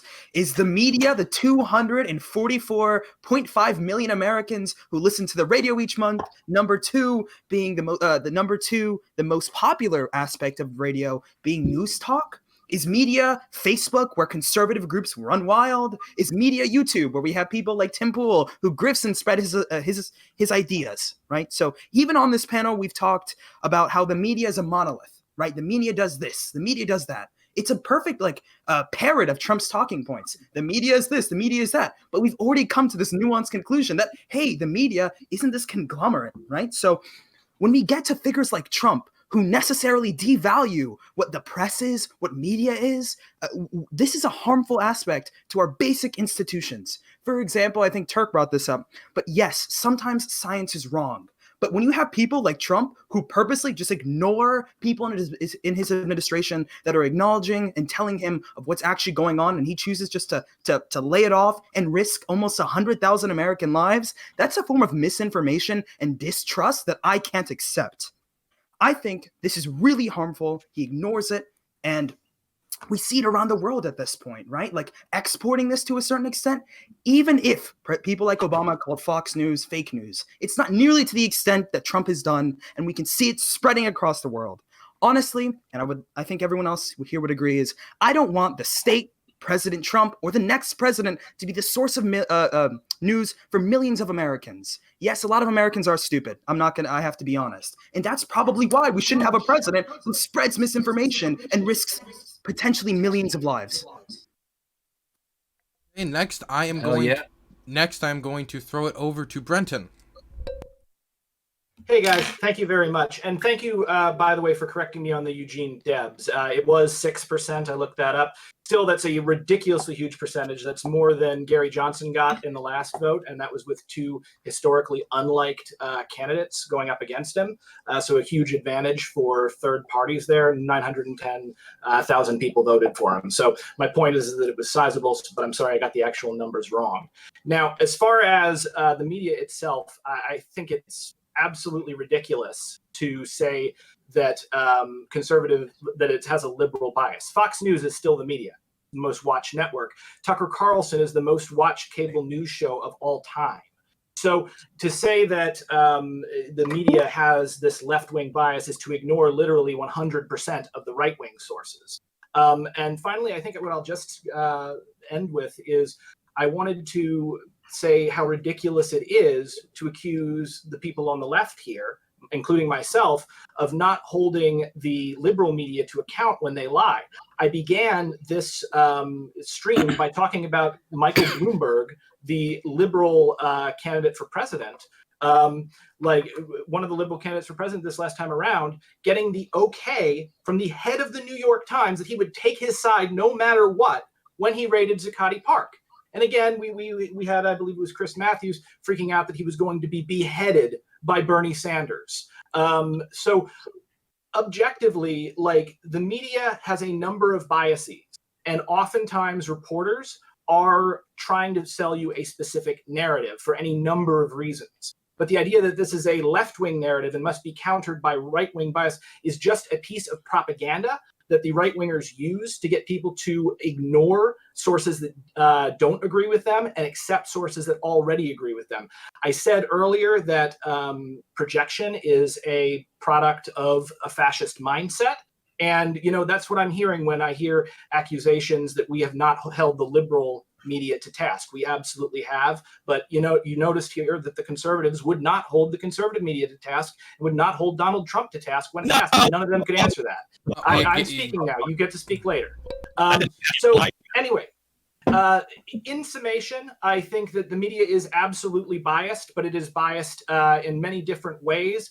And as far as like major mainstream media goes, it is biased towards the particular opinions and bottom lines of its editorial board, its CEOs, and its shareholders. And this is a problem, and why we should not have for-profit media at all.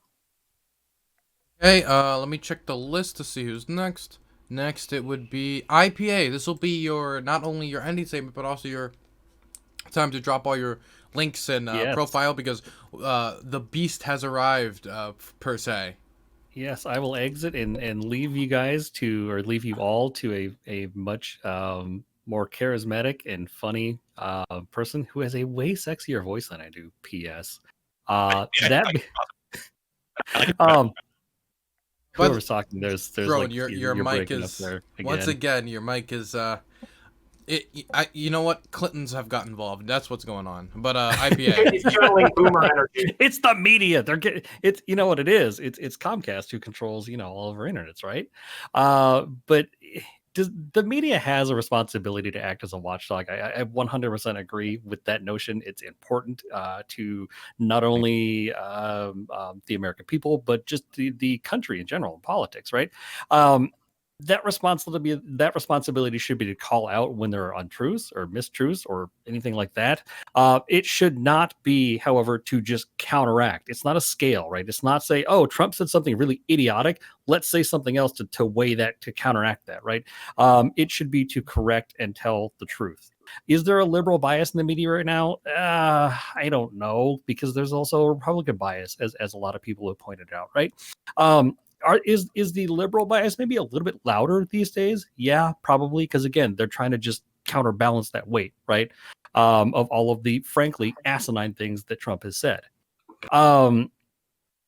Can we really eliminate that bias ever? No, especially when 8 companies control all of the media in this country. Well, again, like the mainstream media, the traditional media sources. No, absolutely not. P.S. I was wrong about the Fox News thing.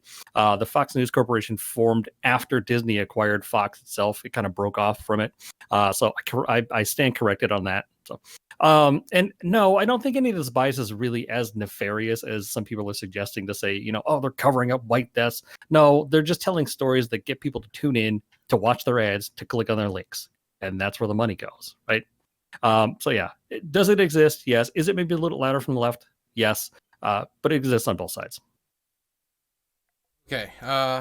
Would you like to shout yourself out before you head out? Yeah, Dylan, I appreciate having me on again. This is the second time this week that I've been on here, so I appreciate that. If you want to hear more of my rambling nonsense, you can find me over at twitch.tv/IPA_lot. Like I said, I do Mondays. I do D&D with a couple other Twitch politics streamers here. Sushi, Tiberius, Endernax, RGB, and Spectre Syndicalism. Wednesdays, my wife and I do marriage and family stuff. We talk about our relationship, raising kids. We do, like AMA relationship advice. I would like to, if anyone out there wants to do this, I would love to rate people's dating apps or profiles. We were talking about, we actually created a fake one the other week, just because we were kind of examining the questions and do they attract the kind of people that you're trying to attract, or are you answering the questions in a way that work like that? I would love to do that. If anyone wants to volunteer to do that with me on stream, I would love to. Send me a message. So yeah, thanks again. I'm gonna have to join you for that D&D, bro. Right on. Thank you for stopping by. I appreciate you coming in last second to save the show. And now we have Wake the Beast, who has made an entrance. We're about to start the next topic, Wake. Would you like to do a quick intro before we go into the next topic? Certainly. And again, Dylan, thank you very much for your invitation and for your patience in waiting for me to arrive. What I would like to say is, historically, you could say that America itself is a little left-leaning.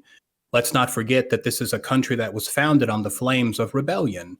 We stood up to King George and said these states ought to be free, or at least that's what Henry Lee said. I motioned that these states be free. By doing this, he was committing high treason, which made him liable to be hanged. And can you imagine what would have happened if no one else seconded that motion and it was just Henry Lee by himself committing that act of sedition against his king? But of course, other people did second him. But I think that today, it's a little oversimplifying to say that the media is left-leaning. Personally, I don't think that left and right do much to distinguish individuals, but it is a lot more effective to think of people as advocates of their various theoretical sociological viewpoints, okay? And one of the most popular ones is the conflict perspective. This is the outlook of those who feel that the world is divided up into groups of people who are in competition over limited resources and power. This is how they see the world. And I think that if there is a bias or an audience that the media plays to, it's these individuals, because everything the media says tends to be us versus them. If someone else is winning, it's at your expense. If you're losing, it's because of someone else's actions. And these individuals who may not necessarily be left-leaning, some of them can be conservative, but if they have the conflict perspective, they're going to latch on to this. They're going to go out into the media, into the public, and repeat these ideas, which essentially equates to free advertising for the advertisers who advertise on those stations. That's my take on it. Wonderful. I'm happy to have you on, Wake.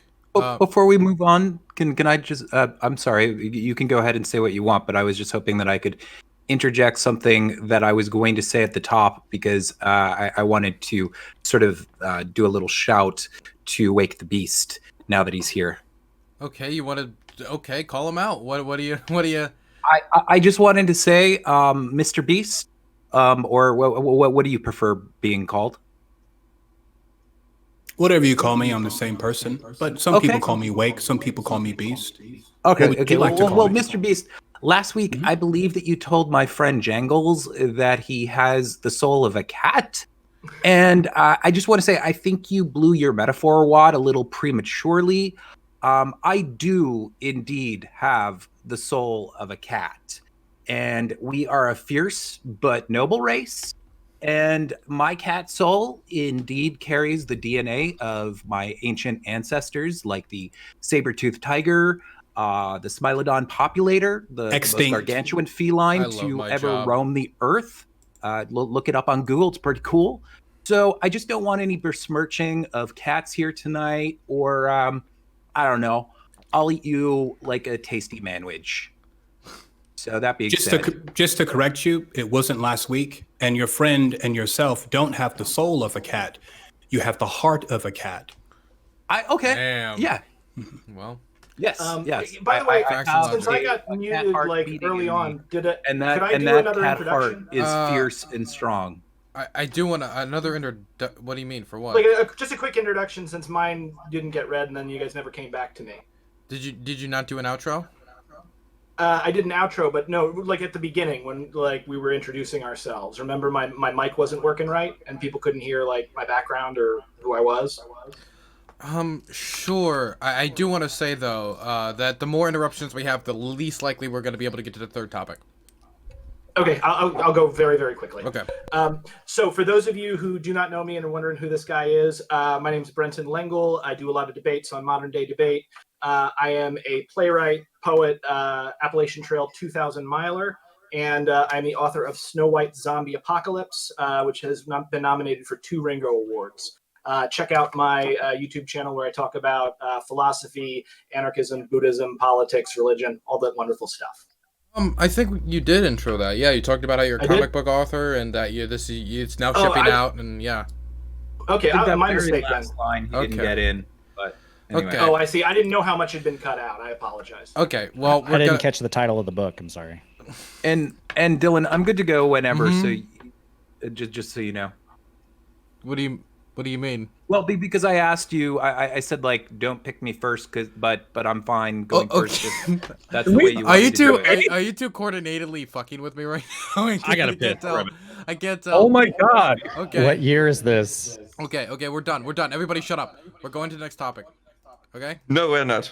We're not? This is my time to interject. Is it? So, real quick. He's been muted. Okay, so we're going to the next topic, okay? The next topic is debating the Supreme Court. We all know what I mean by this. I can unmute myself. It's too late. Geek, please just let me go on to the next topic. You know I gotta do my whole... Okay, the next topic, okay, is... gotta scroll up because you guys have been arguing in the chat. Should the Senate confirm a new Supreme Court pick now or after the election? I'll repeat it one more time. Should the Supreme Court... Fuck, Should the Senate... You should just say, God, you guys have you've messed with my head up. You know what the hell it is. Just talk. Intros. I'm gonna start with Brenton. You've all messed up my mind. You've all messed me up. Okay, so you're starting with. Yes, Brenton. Okay. No, the other Brenton. I thought you were telling me that I had messed up your mind. All right. So as far as the Supreme Court, there's a longer video on my channel about my thoughts about this and the death of Ruth Bader Ginsburg. My feeling on it is that the Supreme Court should not appoint a new Chief Justice. And in fact, I think we should never appoint another Supreme Court Chief Justice, and we should not have a Supreme Court, or if we do, they should never be appointed for life. It makes absolutely no sense to imbue any individual with that amount of power. And this institution is something that I think is inherently dangerous to the American people. Now, that said, do I think they will? Absolutely, they're going to appoint another thing. There's nothing anybody can do with it. So what I would say is, that'll get through, fight it as hard as you can. And once that's over, pack it with 500 people or just abolish the body entirely. The America overall has had a huge problem with concentrating large amounts of power in fewer and fewer hands. And the more power you concentrate in fewer and fewer hands, the more likely that a foolish, stupid, or evil person will get a hold of that power and do immense damage. So toss the ring into Mount Doom. Okay, next I'm going to throw it over to Polar. Oh, my position on this is actually very interesting, I guess you could say. I don't know if I want to necessarily see another contention for an election like we did with Bush and Gore in places like Florida. I can see the value in having a Supreme Court, but do I want the Republicans getting another pick at the Supreme Court? Probably not. I don't know if it's viable or not, but personally, I would like for them to not pick another Supreme Court justice. I think it is funny coming from a lot of Republicans, and I've heard Democrats do this as well. But it is pretty funny for them to necessarily have these kinds of statements about, yes, we should put another person on there, we should nominate another individual, but then 4 years ago, it's the same crap where it's like you shouldn't have an election year. I think it's pretty lazy. I think it's it's hypocrisy at this point, and it kind of demonstrates that there's no form of like I guess you can say actual precedent. It's all about gaining power. So they're going to do what they need to get who they want in. Okay, next I'm going to throw it over to Wake the Beast. Thomas Hobbes made it very clear that the only thing you should be concerned about when it comes to electing a sovereign over you is whether or not this individual is capable of holding in trust the social contract that obliges all men to give away their natural right, which means you may not use any means necessary to preserve your organism. So I'm a firm believer that democracy is a false light. It is a light that illuminates darkness for people who have no greater reason to agree with each other, other than the fact that they both are okay with compromising. That seems to be the mantra. However, I won't avoid the question. When you take a look at the American Constitution, it makes it very clear what should happen in a situation like this. I'm going to quote to you Article 2, Section 2, Clause 2. It says, and the president shall nominate, and by and with the advice and consent of the Senate shall appoint ambassadors, other public ministers and councils, judges of the Supreme Court. So there's nothing in this that says that an exception should be made because of it being an election year. So the question should not be should we appoint a Supreme Court justice? The question should be, why shouldn't we? The people who feel that this process should stop should explain themselves. Why should we stop a process that has been functioning since the inception of this country now? That's my time. Okay, next I'm going to be throwing it over to Pisco. Yes. I first want to address, I think, a reprehensible statement made by Brenton that the Supreme Court as an institution should not exist anymore. It's important to have neutral, unpolitical, nonpartisan, politically independent judiciary that analyzes the law, looks at precedent, and rides high over all other courts. So I think it's important to have a Supreme Court for those reasons. With respect to nominating justice during an election year, I think it's silly that there be a rule that says that you're not supposed to nominate a justice during an election year. We don't want more democratic accountability for our judiciary. In fact, I think it's a bad state of affairs for our judiciary that people sort of see elections now as referendums on judges. And I think that is a mistake and shouldn't be done. I think sort of proposals to give term limits or re-election periods or something like that for judges is totally wrong-headed. I don't want judges to be directly elected by the people in this country. That said, once having a rule that's established, it is fundamental to the notions of fair play and justice that rule be continued. So it was a dumb rule when McConnell suggested it and sort of enforced it in 2016. It's still a dumb rule, but it being a dumb rule doesn't mean we shouldn't follow it.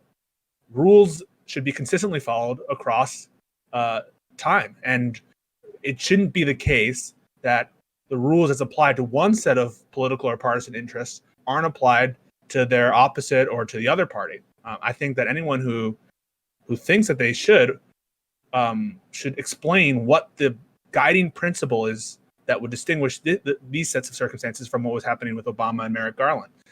I don't think anyone here will try to make a reasoned and principled distinction between the facts of 2016 and the facts now. What they're going to say is It's power politics. You're naive for thinking that this was anything ideological. They just have the power to do so, so they're going to do it. That, I think, is an honest approach. It's troubling, but it's honest. What I'm not interested in is in hearing any sort of philosophical or principle distinction between the facts here and the facts beforehand, or any ad hoc reasoning that explains them in some way, or citing to the quote-unquote Biden rule, which is not apposite here for reasons we'll get into. So that for that reason, I would be against any nomination of into the Supreme Court and any confirmation until after the election, given that the rule was established in 2016 and it must be followed, even though it's a dumb rule. Okay, next I'm going to throw it over to Dronetek Politics. My turn. Okay. Well, yeah. I mean, dude, the mic. Turn it off and on again. He might be putting it in, like, minimizing the Discord thing. I've noticed that. No, it's my software mixer. For some reason, it reacts weird to some things. So I pretty much agree. I'm going to disappoint you, Pisco, because I do think that it's kind of a political posturing thing at this point. But there are two differences between now and what happened in 2016. One, Obama was a lame duck. He had no chance of re-election. I'm echoing in somebody. He had no chance of re-election. Okay, we had two new people running for president. Trump is still serving out his first term, still carrying out the action, and one of those duties that he has is filling the seat. And also, Democrats didn't control the Senate under Obama, so there are differences. It's not exactly the same. And I'm sorry, I mean, Republicans use Biden's own words. I get that Biden was just making a hypothetical argument, but they used it against him, and it was a political move. And I mean, you can fault the Republicans for that, but I mean, if the Republicans are hypocrites in this situation, then everybody's a hypocrite, because the media and the Democrats, what a strange coincidence, they both took the same position as usual, but they both thought that there should be a vote on the nominee. So I think that the Republicans should go for it. They control the Senate and the White House, and Trump is still executing out his duties as president. Obama was at the very end of his second term, a lame duck. So it's a big difference. Okay, now I'm going to throw it over to Vadim. Can't hear you, Vadim.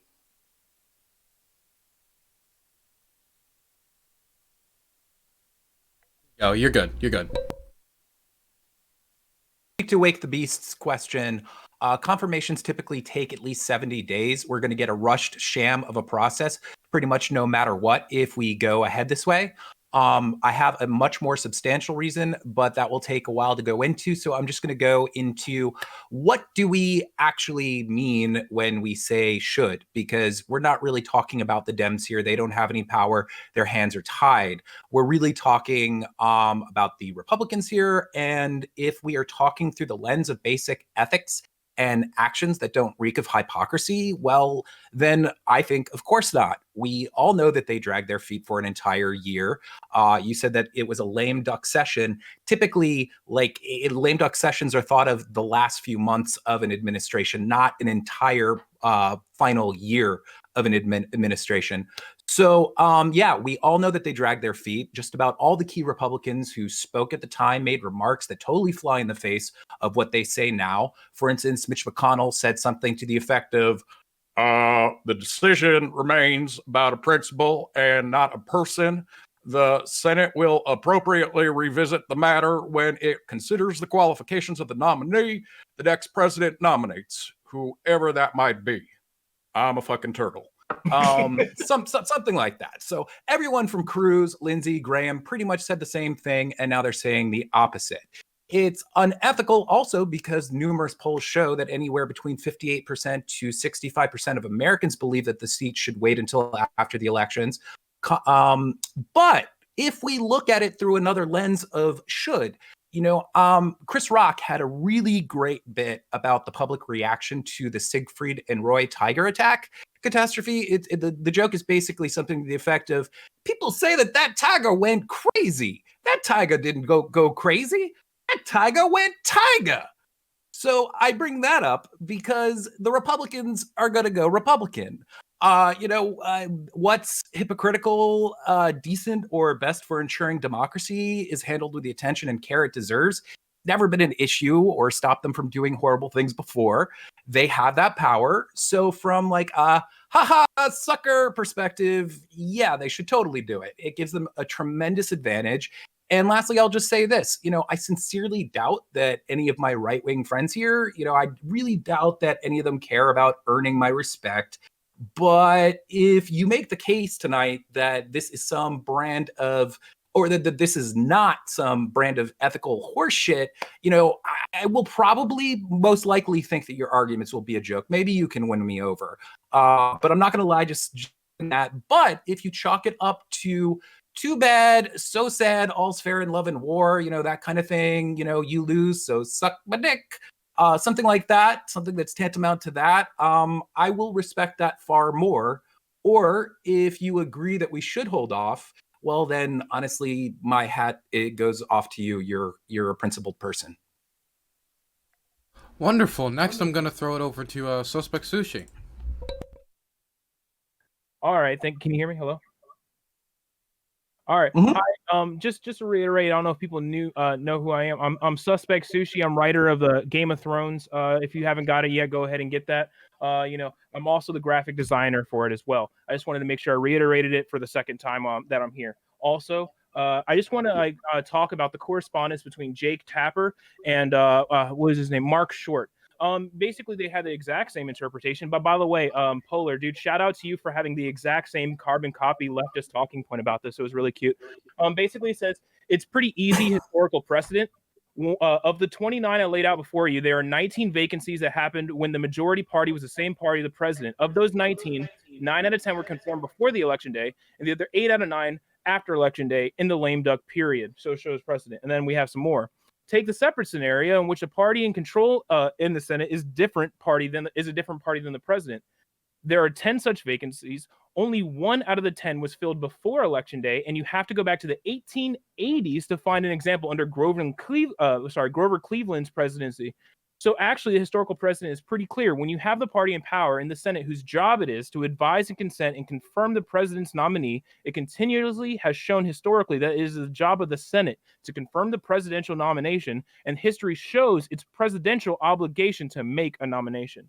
And to speak on your hypocrisy thing, because he said it almost verbatim, he also responded to this. He said, "I reject the notion as hypocrisy."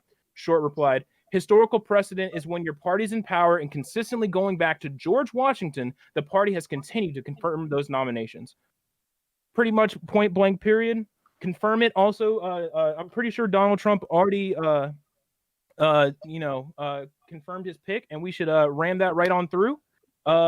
Also, let's go and get Roe v. Wade overturned and leave it to the states. Cool, thanks. Okay, hell of an ending. I'm going to throw it over to TheTerk. Yeah, so Vadim, I'm glad you are looking for people that are of character. I would usually say that I'm a pretty, decent person, and I like to listen to other people's opinions. And going into this whole confirmation process, I was actually of the opinion that, we have bigger things to worry about. We need to win the presidency. We need to retain the Senate. We need to get more seats in the House. But then I started hearing what some of the liberals and political left are trying to do: pack the courts, abolish the electoral college, all these other really outlandish things. You're trying to change the way the system operates. And I was actually told on Twitter, by being nice, you lose. Yeah, so guy, you've shown me your playbook. I don't agree with the way y'all are wanting to go about it. So I think it's up to the Senate, just like Sushi said. Follow the historical precedent. It is their job to confirm or deny. There's that possibility to deny a senator or a Supreme Court justice. So that's it. Okay, that'll be everything for now. And I will now turn it over to open dialogue on the issue of the Supreme Court. I am looking at time constraints, and it's looking like we might not be able to get to a third topic. I've also been texted something that a personal issue has come up with a family member in the hospital, which means that after this topic, I most certainly am probably going to have to end it. But I want to get this last topic out of the way. So we're going to do this topic on the Supreme Court, and then we're probably going to wrap it up. I'm sorry for everybody who studied foreign policy or the last issue, but That's pretty important. So I'm gonna just... Hopefully we can do it another time, and you can invite me on because I did a lot of research for that, and I'd like it to go to good use. Got it. Okay. Hold on, I just want to say I hope everything's all right. Yeah, it's just yes, yeah, same. Yeah, it's just my my grandfather who raised me is just I don't really want to get too into it, but let's just get into the topic, okay? Great. I have a question. I would like to say one exact thing. Also, RGB, rest in peace. She said a president is a president for its full four terms and should be respected as such. The narrative that like on the third year that you shouldn't respect them as much as like the previous like 3 is kind of ridiculous to me. So the president has as well within their rights to do so. And also, we can also go to the quote of Lindsey Graham. He said if Donald Trump wins, this was in 2016. If Donald Trump wins and there's a vacancy in the seat, like he should absolutely be well within his rights to fill that seat. Now, of course, he's like flip-flopping back and forth because he's a spineless rhino, but that's besides the point. I'm just showing that there is precedent for these things, and I've already brought up the historical relevance. Wait. I have a question that just clarifies what you're already saying. I don't want to jump in with a lot. I was just wondering if you had a precedent for this exact situation where there was literally this short amount of time in which to, do something like this.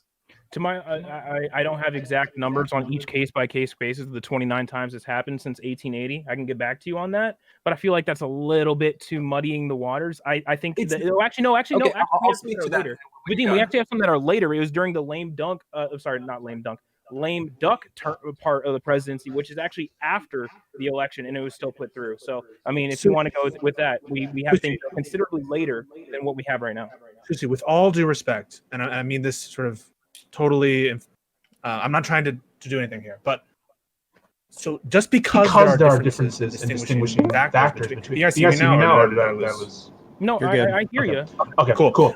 Just because the mere fact that something is distinguishable doesn't mean that it's different in substance. So the question is, why should it matter whether or not the houses are different on a principal basis? On one sort of telling of it, you can say that, okay, the fact that they have the Senate means that they have the power to do this. But if the rationale, policy rationale for having this rule not to nominate during someone's presidential year is to let the people decide, I disagree with that rule. But if that's the rationale, and that seems to be the rationale, why would it matter? Whether it's like your beautiful face, buddy.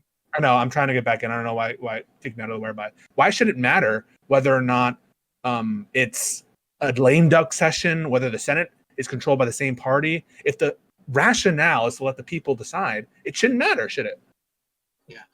What I'd like to say to the Turk really quickly is, based upon your opening, I think it's kind of inherently ridiculous to associate. Can I get an answer? What the fuck? What? Can I get an answer? I'm thinking of the answer because, like, honestly, it seems like one of those like, what is life things that you got me with before when we had our little thing about abortion. So it's like, I'm thinking about it. Let them talk. I'm thinking about it. I'm real quick. Sorry to interrupt, but we got some echo. I think it's coming from Creationist Cat. Apparently, there's a huge echo in the stream. Okay. So you were asking me, correct? Is it still echoing? Okay. I don't hear echo. You, Sushi, or Drone, anyone who's trying to say, well, this time it's a lame duck session, or this time it's the parties are different. Okay, so I understand what you're saying. So of the direct quotes as I was using between the interaction between Jake Tapper and Mark Short, basically they were actually just using it to basically say that there was a differentiation between of timing periods between before and after an election. Wait, it's different. So I agree that it's different. No, we have both instances. Right now, Donald Trump is within the instances before the election, and we have some instances after the election, and both of which they were still being adhered to. So like you have no ground to stand on to say that we shouldn't do this because we've done it since the 1800s. Sushi, I agree that it's to do that, right? I agree that it's different. But the senators also have different things for lunch that morning of the confirmation hearings. No. There needs to be a connection, a link. I'm saying it's the same. It's consistent throughout American history that we do this. I'm not saying it's different whatsoever. And then when you say, oh, but like they're so close to the election, I'm like, well, here's all the instances we did it close to the election, and here's all the instances we did it directly after the election when they were lame duck presidents. You're not hearing me. The rationale is the people should have an input close to the election. That's the rationale. People have input through their elected officials in the Senate. What do you mean? So I don't understand how you can say that on one hand for Trump, and then what was your opinion in 2016? Well, what was Democrats and the media's opinion in 2016?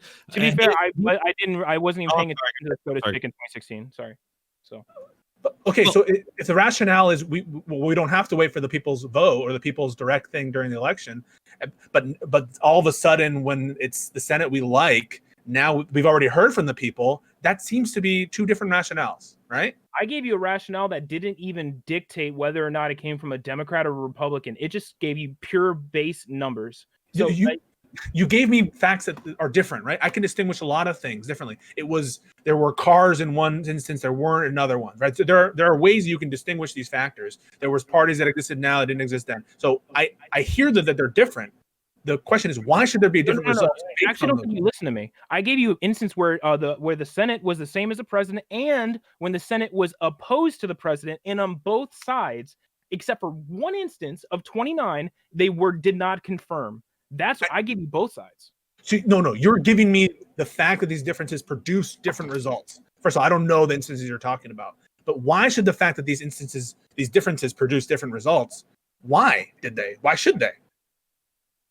It doesn't make sense. If your rationale is democratic legitimacy, give the people a vote, give the people a stake, it shouldn't matter whether the party's controlled by different, which either house is controlled by different branches, or whether the president's in a lame duck session. It shouldn't matter, right? No, it absolutely does matter because because it actually defeats the narrative that we shouldn't do this and it's like wrong or we're trying to jam it all up or whatever. This is the thing. I really personally feel I'm being honest. I feel like you're just trying to muddy the waters here and pivot away from the point that we have a historical over 200 years of history of where we've done this, and you're like, oh no, in this case, because it's Donald Trump and I don't agree with him, and I also don't get the Senate seat filled, that I'm against it now. We can't do that. Well, to a certain extent, that is if you're appealing to tradition, that's what you're doing here. I just looked it up, and since 1975, the average time that it's taken to confirm a Supreme Court nomination is 67 days. The median is 71 days. Again, we are going to have a very rushed process with this, and that alone is a huge reason why we shouldn't do it. The times perhaps have increased over the years, but that's because we've learned that we have to do more proper I have one statement for you and one question. Statement.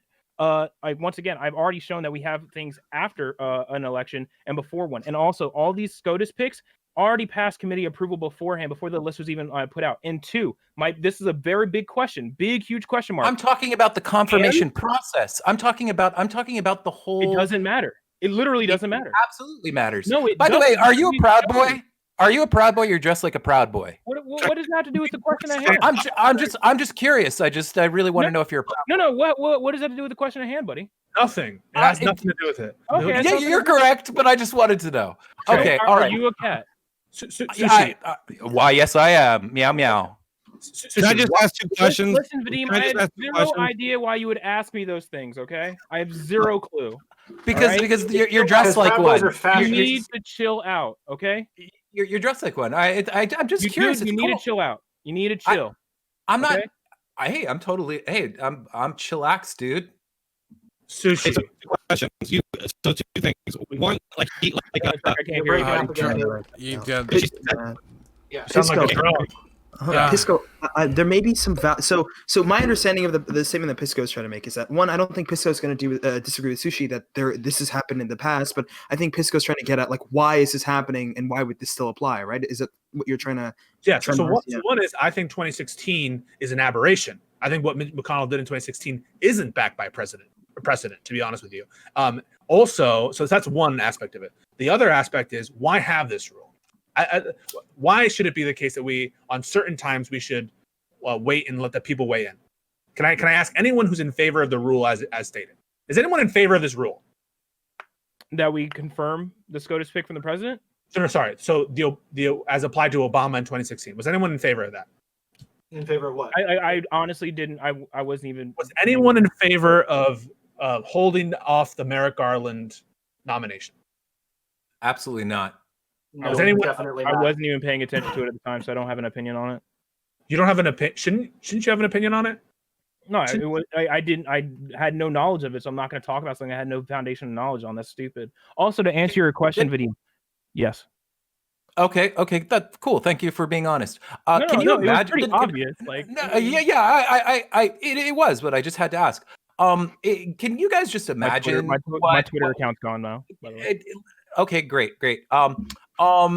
Can you guys imagine what would occur if the opposite happened with if Trump was a lame duck president and there was a year's worth of obstruction? I mean, of course, people would argue that it was that it had happened before, but let's say it hadn't. There's no way that the Republicans would ever stand for it. They'd say like, "Oh, crazy Democratic obstructionism," and it's just look again. If you guys want to say, "Hey, we got the power," fuck you, suck a dick. You guys can't do anything about it. That's totally great. That's totally fine. I respect that. But if you're saying like this is like Principle, but yeah, exactly. Then I don't know how you can earnestly argue that. Just say it's power politics.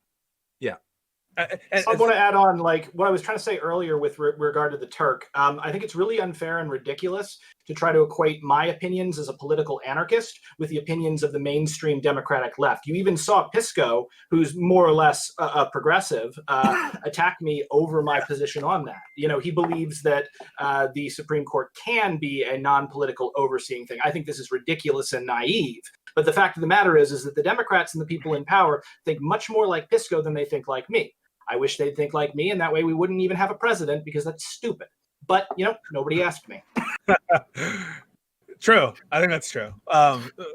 Wait, so Sushi, just to tell you real quick, the argument in 2016, if you don't know about it, is that people should have a chance to weigh in.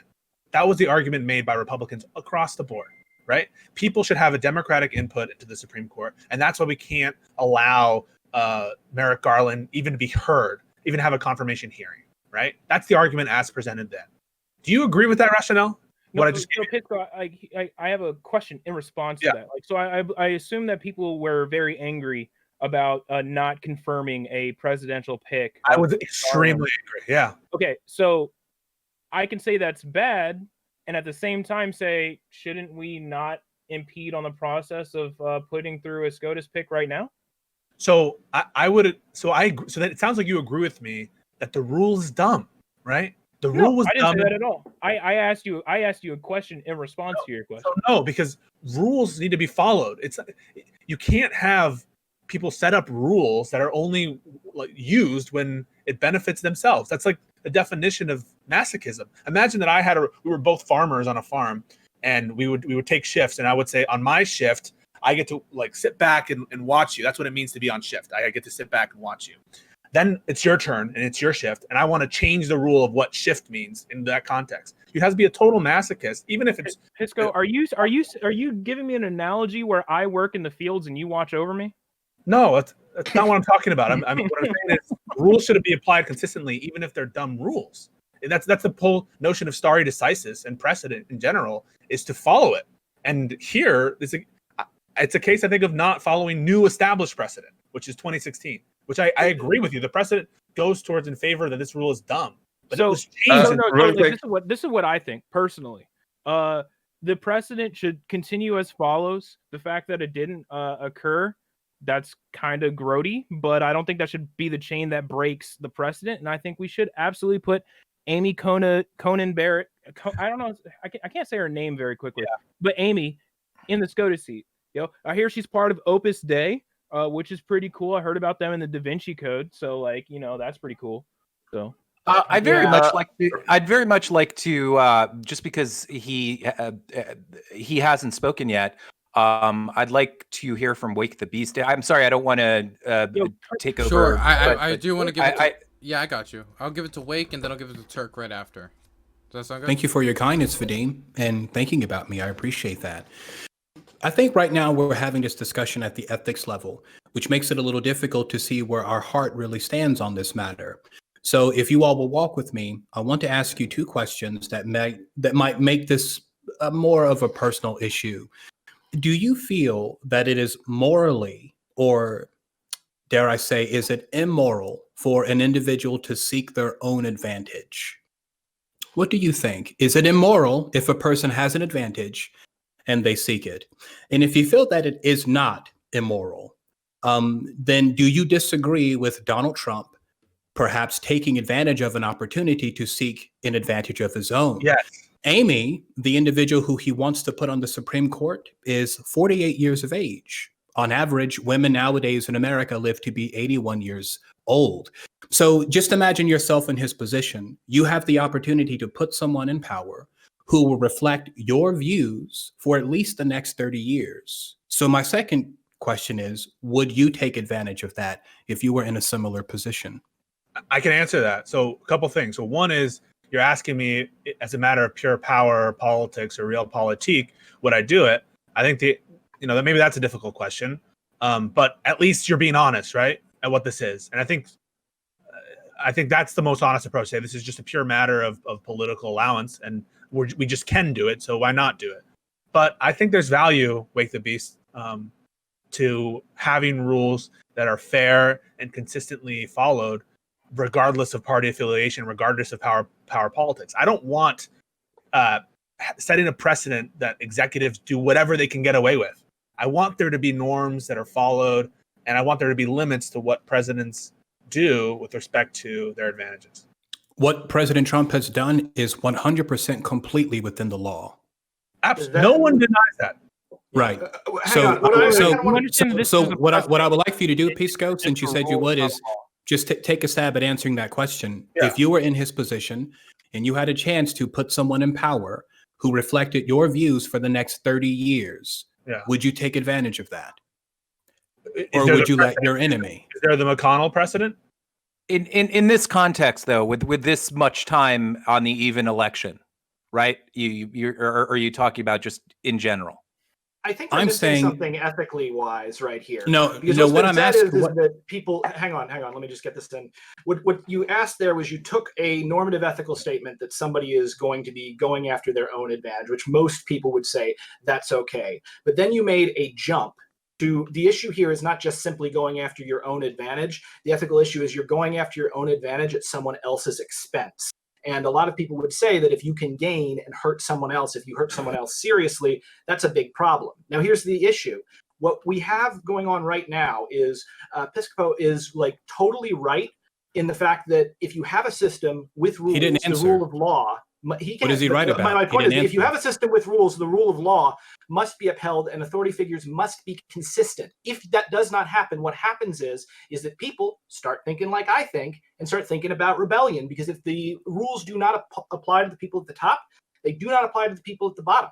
And I don't think that's something that people want. I don't think people want to encourage insurrection in the United States. And if Donald Trump does it, it will encourage insurrection. So I would also say, I'll answer it at some point, Wake the Beast. So I can go to for a long time, my guy. Sus, you've been talking practically more than anyone here. Trying to talk, Vadim. I know you're angry. Yeah. Just chill. I'm not angry. I'm trying. Okay. I don't care enough on either way. I'm gonna throw it to Turk because I see him raising his hand. Yeah. So to answer Brenton's question, first you say that packing the courts and all these other things are not mainstream liberal stances. I posted an article from AOC, one of the more prominent, well-spoken figures of the Progressive Liberal Party. She claims she is part of the Democratic political she's the far left of the right? Democratic political movement. She's politically isolated, and they mounted a campaign to get rid of her. But you also said at the very beginning of this thing about the Green Deal and how that was not being perpetuated by the bias-leaning stuff, right? My point is, I said that. Sorry. My point is, AOC is not as far left as y'all think. She is definitely one of the younger people that's part of the progressive movement. And I didn't say that she was stance far left. is being held and being propagated by media across the board. She is the far left of the Democratic Party. There were And even she when is she part was of the elected, Democratic Party. She is pushing voters. If you go check her Twitter feed, you go check any of the other progressive liberal people on Twitter, they are putting out the same information. Pelosi Aren't and we a Chuck little Schumer off tried to topic here? eliminate her position. Like Yeah. unilaterally eliminate her position, like get rid of her district. She she couldn't even be reelected. And then She when was that failed, they reelected. tried to mount it. Yes, after a significant establishment attempt to oust her in New York. Now, the fact of the matter is that she does not speak for the majority of the Democratic Party. And of course, you can see that because she endorsed Bernie Sanders. And look what happened to Bernie Sanders. Again, you are taking He's the a far key left. figure of the Democratic Party, and he is pushing Yes, but first policy off, agenda Bernie, items towards the platform. Bernie was an independent longer than he's ever been a Democrat. And most establishment Democrats will say that Bernie is never a Democrat and does not stand for democratic values. He's the far left of the party now, along with figures like AOC and pretty much no one else. Can we And talk about I think it would be great if more people listened to On them, a but press they are not release. representative. Okay, so my next thing is We're really you off also- topic here. No, I'm trying to address some of the Brenton statements. So then you also said that as a governmental body, we look for leaders that are both consistent and accurate in their way they lean. How do you feel about Hillary Clinton's stance on gay marriage or Biden's stance on prison reform back in the 90s? I think. How do you feel about evil and disgusting? You're not But you have people that are taking these places of power, representing a large amount of people that are not being consistent. That goes contrary to what you're saying and what you're wanting the other party to do. So that's disingenuous. Okay. I'm gonna grab this and pull it the other way. I'm gonna give it to Vadim, and then after it's gonna go to Polar. Okay. I really need to. Can you guys hear me? Yes. Okay, good. I really need to bring this up. I think maybe Polar spoke about this just offhandedly, but this really deserves some real thought here. Okay, I'm gonna read you guys a statement from Trump. He said, "We need 9 justices. We need that. With the unsolicited millions of ballots at this ending, it's a scam. It's a hoax. Everybody knows that.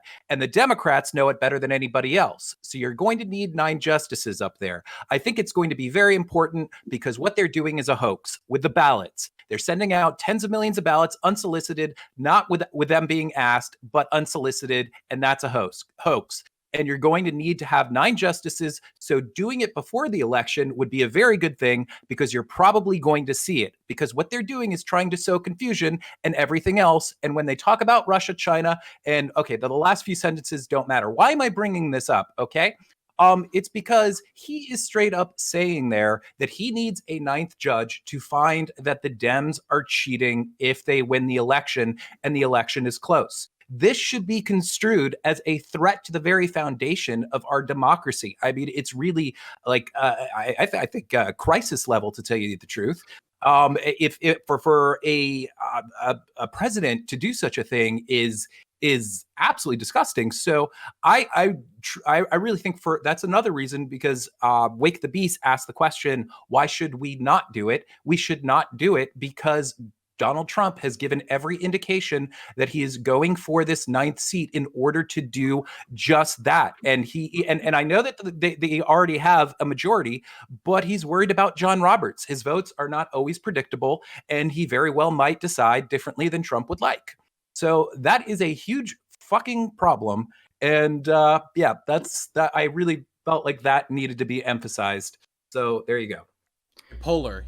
Oh yeah, so I think Wake the Beast question to Pisco was really interesting, right? So even though Pisco, you wouldn't even inherently have to answer this question, right? Because yeah, you will, but I get that. But like inherently, when we decide forms of ethics and what we should do as precedent, right? It'd be irrelevant if you were in his position or not. When we create these forms of precedents or laws, we don't necessarily look at every individual case to decide whether this law is specifically just, right? For example, you may sometimes see that a murder may be just in your opinion, but that doesn't necessarily mean that we should legalize murder, right? So even if Pisco, to Wake the Beast, if Pisco didn't answer it and he says yes, that doesn't necessarily mean that we should design precedent around that either, because when it comes to our individual ethical systems, that may not always be the case. My question was actually quite different from that, and it was very straightforward. Would you do it? Is it morally reprehensible to seek your own interests? Sometimes. is the answer. Sometimes yes, sometimes no. And there are interests. So I'm a utilitarian. I care about the well-being of society. So I would see a institutional and demonstrative value, signaling value inherent in having rule of law consistently applied. And if I was acting in the interest of the country, I, of course, even to the detriment of my own political interests, as someone who's I believe to be principled, sacrifice my immediate political interests for integrity and stability in our law. Now, that being said, I would vigorously fight against any such precedent in the sort of initial sort of stage, because I don't want more democratic impulse into our courts. I think what we have is fine. So I wouldn't have agreed with the rule as applied in 2016, but I have to be a total hypocrite, I think, not to apply that rule consistently in my own circumstance. So does that answer your question? It does, but let me give you my response to your answer.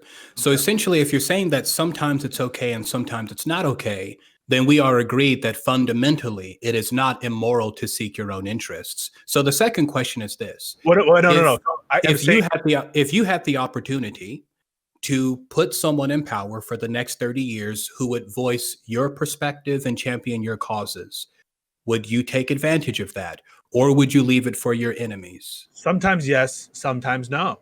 What you're telling me is that you have no stance on this. Sometimes is not an answer.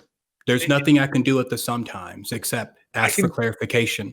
I'll clarify for you. So if there is a strong enough societal interest in preserving some norm, which would implicate and dictate that I not nominate that person, I would, of course, cede my right to nominate towards that institutional norm. I think I don't want to be a hypocrite, and I would be a hypocrite if I didn't answer in the affirmative. So to answer your question, it is very important who the nominee is, but even more important is stability and rule of law and consistency.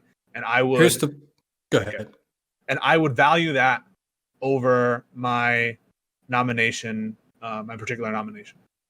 There's some other institutional norms that I'm sure you would feel differently about.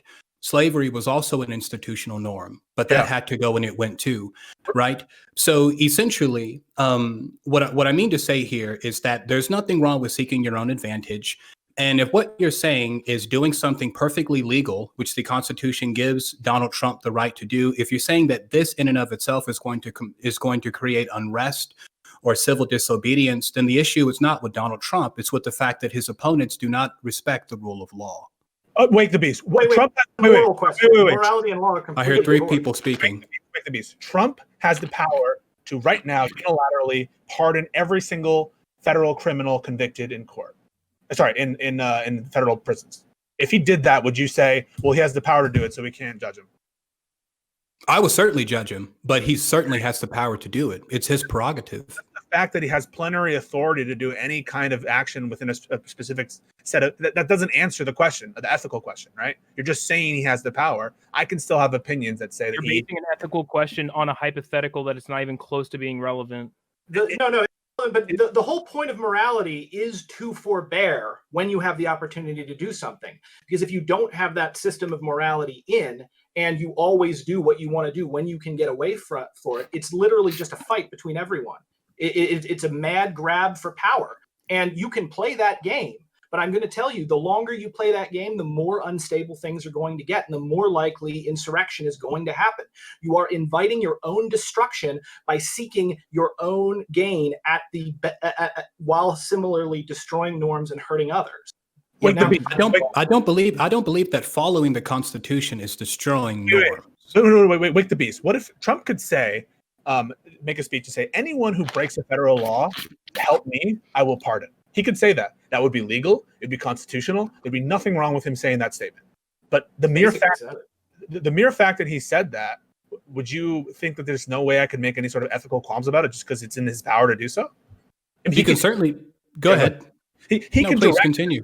He could direct his attorney general and say, Mr. Barr, as a matter of American law enforcement, we are not going to enforce any laws that implicate my interests. I would like you to apply the law unequally towards my enemies and in favor of my supporters. He could say that legally. There would be like not a lot to say that he broke the law in doing that. He has the power to do so. We shouldn't have a president. Okay, well, that's a different question. I'm not arguing with you. I'm just Let me make sure I understand what you're saying. Are you saying that if the president announced that he was going to break the law it's not by applying it unevenly, is that what you're saying? So it's not against the law for him to say, I'm going to pardon someone who breaks federal election law with respect to my candidacy, I will pardon you. I'm telling you right now. He hasn't broken any law whatsoever. Yes, the president has freedom of speech. We are agreed on that. Okay, but he also has the power to do what he's saying and to say that I will, in fact, pardon those people. Yes, we are agreed. The president has the prerogative to pardon. So is that moral? Is that moral? Is what moral? To pardon? To pardon in that manner, as he described it. In what manner? Can you be more? You gave me a number of different examples. Okay, in what manner? Where he says, anyone who breaks federal law to help me, I will pardon. Is it moral? Go ahead. Is it moral for him to do so, even though it's his plenary authority to pardon whoever he wants? So let me put this in perspective. You're saying, would it be moral for Donald Trump to announce that he's going to pardon someone who planned on breaking the law? Yeah. Is that what you're saying? Who did break? I'll say anyone who he's saying in advance, right? If you break the law, don't worry, I'll pardon you. Okay. I don't see any similarity between this and following the appointment clause of the Constitution, but I'll humor you by answering your unrelated question. It's related. I feel that in that instance that would be immoral because that would attack the very foundation of the social contract. See, if every man is not satisfied in his home, that the government is going to look after his interest, his life, his property, and his liberty, then that gives him carte blanche to take that weapon off of the mantelpiece and seek his own justice. So I don't see your question in any way related, not even close in the same category as what we're talking about, but I'll humor you with that answer. Yeah, so I'll explain. So you just said it's immoral. You said, well, the president is able to appoint whoever he wants. He has that power. Constitution gives him that power. How could you possibly say that his appointment is wrong? So we're not talking about whether or not his appointment is wrong. We're talking about his ability to seek his own interests within the confines of the law. Real quick thing: presidents can't pardon themselves. Not himself. He's saying he's going to pardon himself. For other people. Everybody freaking knows that. Okay, so I guess both myself and my community misheard you and thought you said that. My bad. No, you might have missed it while you were trying to distract everybody with your empty bottles. Whoa, you have to wait. Are you high enough to think that these are like full? My guy? Do you not see the water jiggling? Yeah, your cam isn't that good, so I can't really see, but one way or another, like you might have missed it while you were doing that and trying to distract people while other people were talking. Oh, just pay attention to what other panelists are saying. Angry that I wrote a more successful book than you. Are the jars of urine off camera or? No, there's no jars of urine. There's no jars of urine. Just some granola. Some granola. A PS. Yes. Do you sing that rejected Disney song and call yourself a boy? Okay. This is very. Can I say something? Look, this is just really fast. Yeah, quickly. But look, this is very funny. I'm lol Wing so hard right now. But let's get back to topic. I'm gonna open up with wait. They asked me. Okay, just saying. I just want to say something real fast.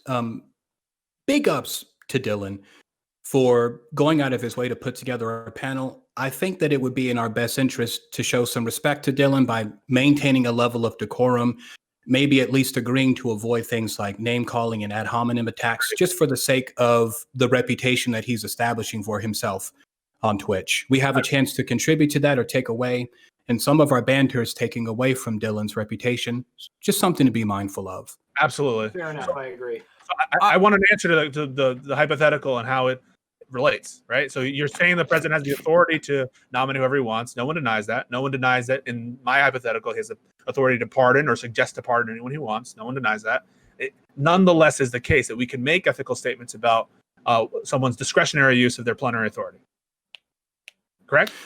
I'm going to say this. I'm going to say that in order for me to see the similarity in your example, I would have to say that Amy, who is being nominated or put forth by the president is the equivalent of someone who broke election laws. So- And so that's no- where that's where the comparison breaks down. So I'm just See, establishing- you're asking me about the president applying power to a criminal and using his power to appoint a Supreme Court justice who is not a criminal.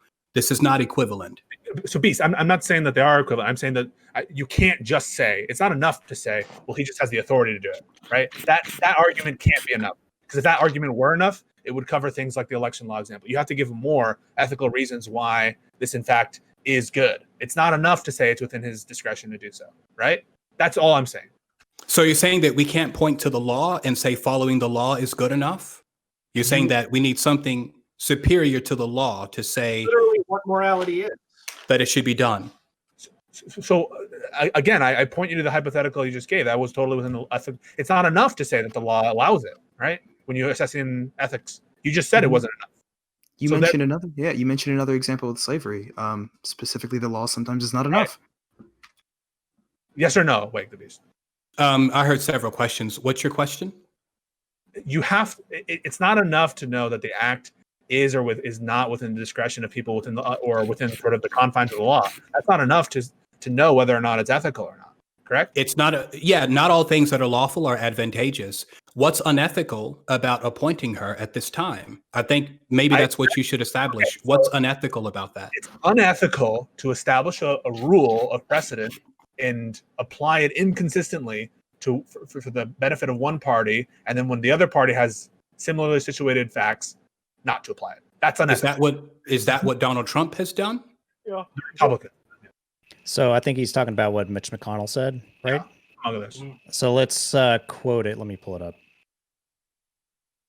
I'll come back to me. I'll get it. Sure. So I don't hear anyone defending the distinguishing factors, right? So there are the lame duck aspect, the fact that there's different parties controlling the presidency and the Senate.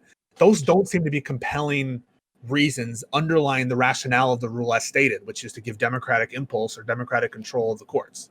So it can't be the case that the distinguishing factors cited by McConnell and others are satisfying to that supposed rationale. I'm going to say this. I'm going to say that people who are in positions of power are going to use every tool they have to maintain that power, regardless of what side of the aisle they're on. If you think that the Democrats are somehow more moral than the Republicans are in their attempt to hold on to power, this is just a fundamental misunderstanding of how the American political system works. American politics is warfare, and the essence of warfare is deception. Both sides are playing voters. So maybe I'm naive, Wake the Beast. I acknowledge that in my opening statement, I said everyone's going to call me naive and that I'm asking for political consistency or institutional consistency, and they're going to tell me that I'm, pie in the sky. I think when we are as cynical as some people on this panel are, we'll never get better politicians. And I would respect a lot more if McConnell had said what you just said, like, we're just doing it because we can. But I don't want to hear this about face like, no, it actually is consistent, because it's not. And anyone, I think, would say that. All right, There's something very dangerous that was just said here, by the way, and I want to point this out. The idea that politics is warfare. Yeah. Warfare is politics continued by other means. Politics is the thing that we do so that we don't go to war. And if you start treating politics as war, pretty soon you're going to find yourself with a real war, and then a lot of people are going to get hurt who don't otherwise need to get hurt. America's been at war. America's been at war for over 20 years. Yeah, you're right. And I agree with your assessment that the people in power are just going out for their own advantage. This is, again, why I say we shouldn't have people in power, because when you concentrate the power in this way, it is damaging to everyone. There's a false dichotomy here between the Republicans and the Democrats. When if you leave the nomination, well, then maybe the Democrats will get the nomination. The same way as saying you've got two people who are looking to scrap in a room, and there is a gun between you. And if you grab and you pick up that gun, you could maybe shoot the other person or make them your slave or whatever. No, you don't say, well, I have to do this because otherwise they're going to pick up the gun, point it at me, and make me their slave or shoot me. The answer in this situation is destroy the gun. Once the gun's gone, there's not a problem. Also, politicians. Tell by the way, that to the 2 stabbings in France this past week. Okay, I'm not talking about. I'm talking about power. I'm talking about the ability to. Wait. What about your hands and feet, my guy? Like you can still catch that smoke with just hands and feet. I'm not talking about actual ability to do violence. I'm going within your analogy. I'm saying that like just destroying the gun doesn't stop the fact that politics can still be absolutely violent. That's a Nirvana fallacy. So destroying the gun in this metaphor has to deal with, for instance, just eliminating the position on the Supreme Court. Period. Watch, nobody gets. So basically, So I get the point that Brent's trying to get at is that, like, for example, this is a form of unjust hierarchy. But I think there's I agree with like this first half of the statement, and I also agree with Pisco in this sense, right? Like, is it too much to just strive for accountability and consistency from our political advocates and our the people who represent us, even if in the past they've done these terrible acts, right? Like, I agree with Wake the Beast. We have been on quote unquote war, but we can still advocate and say they ought to act in these ways, and to ignore that, I think, is just as harmful. I just want to say this wonderful point. Who are the politicians we most respect in our history? People like Abraham Lincoln, who had an election in the middle of a civil war, even though it wasn't, no one was expecting that he would have to do that. The fact George Washington, people who gave up political power, people who said, no, we should have checks and balances. These are the people I think that we respect most in our of our politicians, and they're honored because they respect not just power for power's sake. Power for power's sake, that is like the definition of like the Orwellian 1984, right? That power is the end itself, right?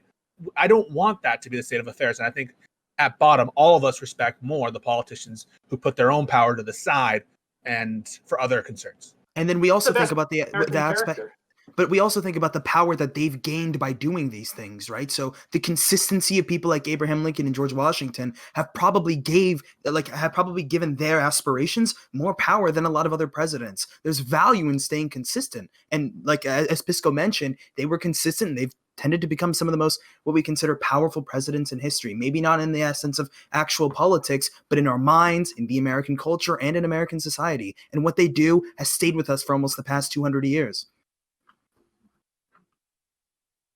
Since there's silence, I wanted to just read verbatim what Mitch McConnell said in February 22 of 16. Of course, it's within the president's authority to nominate a successor, even in the rare circumstance. Remember that the Senate has not filled a vacancy arising in an election year when there was a divided government since 1888, almost 130 years ago. But we also know that Article 2, Section 2 of the Constitution grants the Senate the right to withhold its consent as it deems necessary.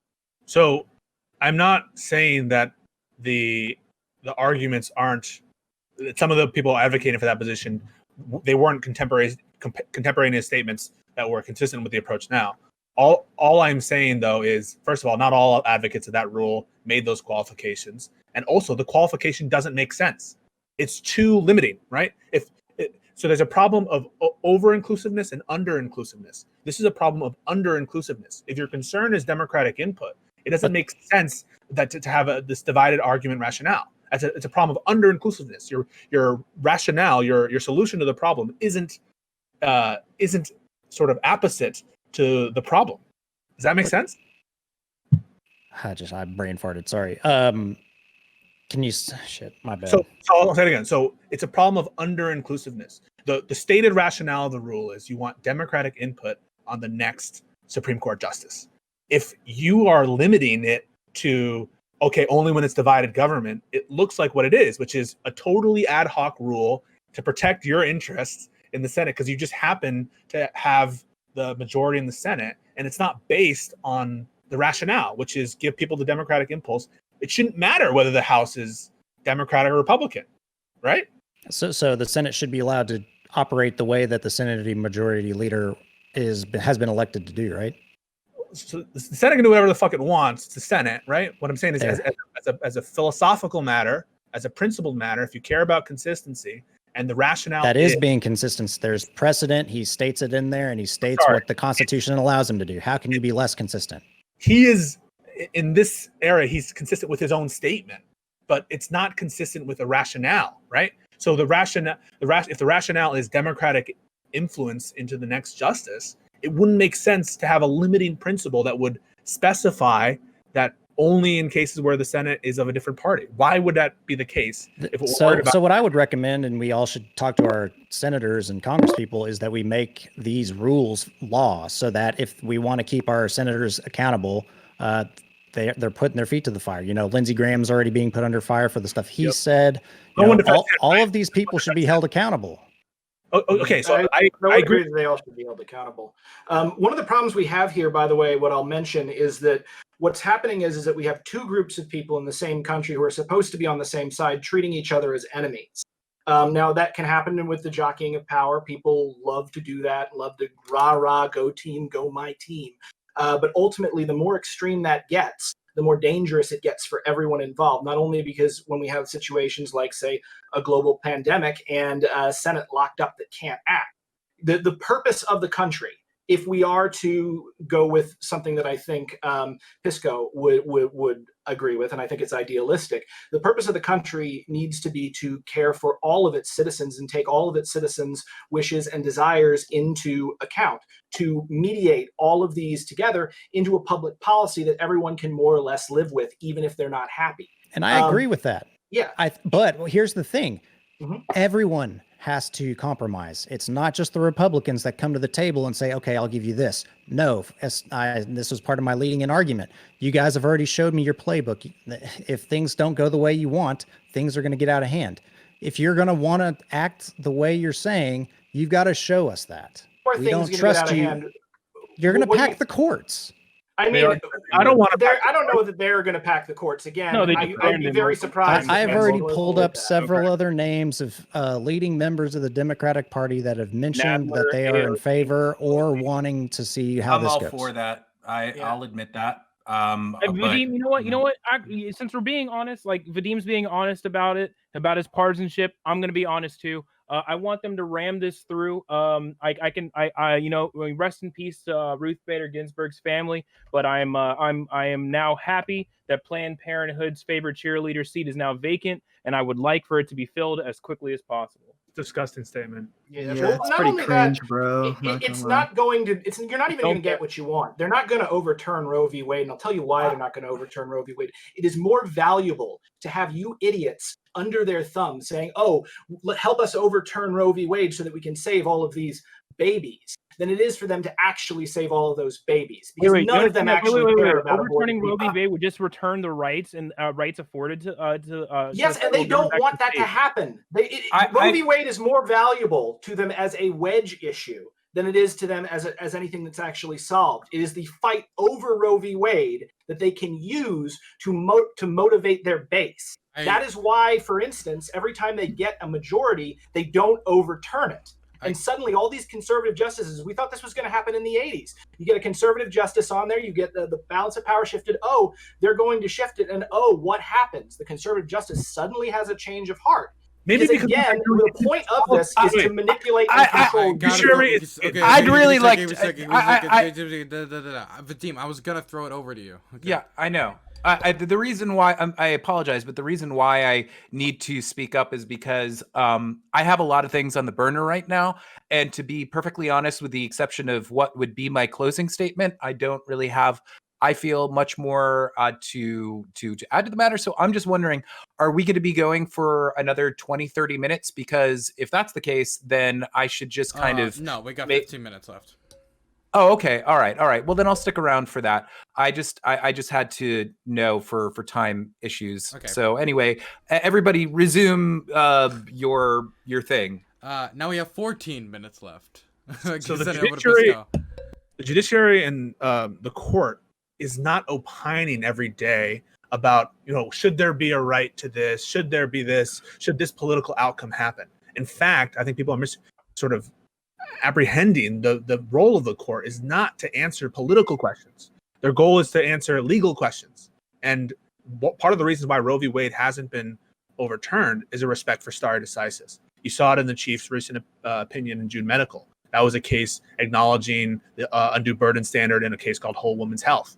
And the Roberts, even though he was in dissent in Whole Woman's Health, said, for the purposes of stare decisis and consistency of the law, we are going to hold to that opinion in June Medical for an identical law. So the courts are not in the job of deciding things politically. And you can have your doubts about whether their political biases influence them, especially with respect to Clarence Thomas, maybe with respect to Sonia Sotomayor. There's valid arguments to be had there, but they would never admit to it. And I think it would be a disgrace to any litigant going to the Supreme Court to say, you should rule in favor of our litigant because they're a Democrat or because they respect this substantive right of due process. That's not what the court does. Supreme Court justices legislate from the bench all the time, Pisco. Let's be real here, on both of our sides and both of our favors. I agree don't with Proud Boy. It shows it's extremely apparent with like just how, like, for instance, like with both Roberts and Kavanaugh, how conservatives were kind of angry with them because they didn't they didn't legislate from the they said that they would, right? Wait. Like people legislate on their true beliefs all the time, and like whatever like PR optics like related opinions statement they give, do they legislate from the court all the time? How do you explain Gorsuch, who in the Title VII opinion I think you might be referencing said that based on his textualist reading of Title VII of the Civil Rights Act 1964, that both gays and people who with different gender affiliations were protected under private discrimination laws? How do you explain Gorsuch, who is, from a conservative background, who's from the federal? So originally the text states don't have a stake of sexual orientation or anything like that. Like they're adding people into it, right? So it's one of those like broad encompassing things that like wasn't as like so apparent at that time when it was put in place that they would be like, oh, let's include people in the LGBT community because that wasn't really like, you know what I mean? So that's not the same thing as people like ruling in favor of like for instance, like the current Supreme Court battle with like the nuns who are battling against like their tax dollars going to Planned Parenthood, or the Christian Baker guy. Like, I'm saying people legislate from the bench all the time. They're not legislating. They're having actual disagreements on judicial interpretation of laws. Read the opinions, Sushi. I beg you. So there is a concern from some members of the court that people are getting into political questions, but oftentimes the response is no, we're not legislating from the bench. It's not judicial activism. We're reading the plain text of the statute. That's what Gorsuch says. But that's the ideal. Judicial activism, like for instance, I'll give you a perfect example. RGB was perfectly slated to stepping down in 2016, but after she found the fact that Trump was going to be elected, she overstayed, and said like in multiple citation readings because she wanted to be a staunch advocate and a defender of Roe v. Wade. People legislate from the bench all the time. So that's actually not correct. In fact, RBG has said that Roe v. Wade is really bad jurisprudence, and you can look that up. She was actually against the ruling on Roe v. Wade. She is pro-abortion, but she was against Roe v. Wade. She wanted to defend it based on the precedent it would set and like basically like knock women back. Like that's basically what I meant. Like the point is, she was asked to if she had been interested in maintaining power like for the liberals, she would have stepped down when people wanted her to step down in 2016, and she refused.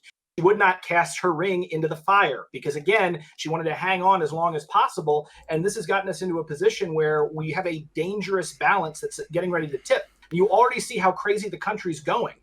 Again, if the Republicans continue to throw their weight around like this, the more that the people of America do not see laws and customs respected at the highest levels, the more they will not respect laws and customs at the lower levels, which means more crime.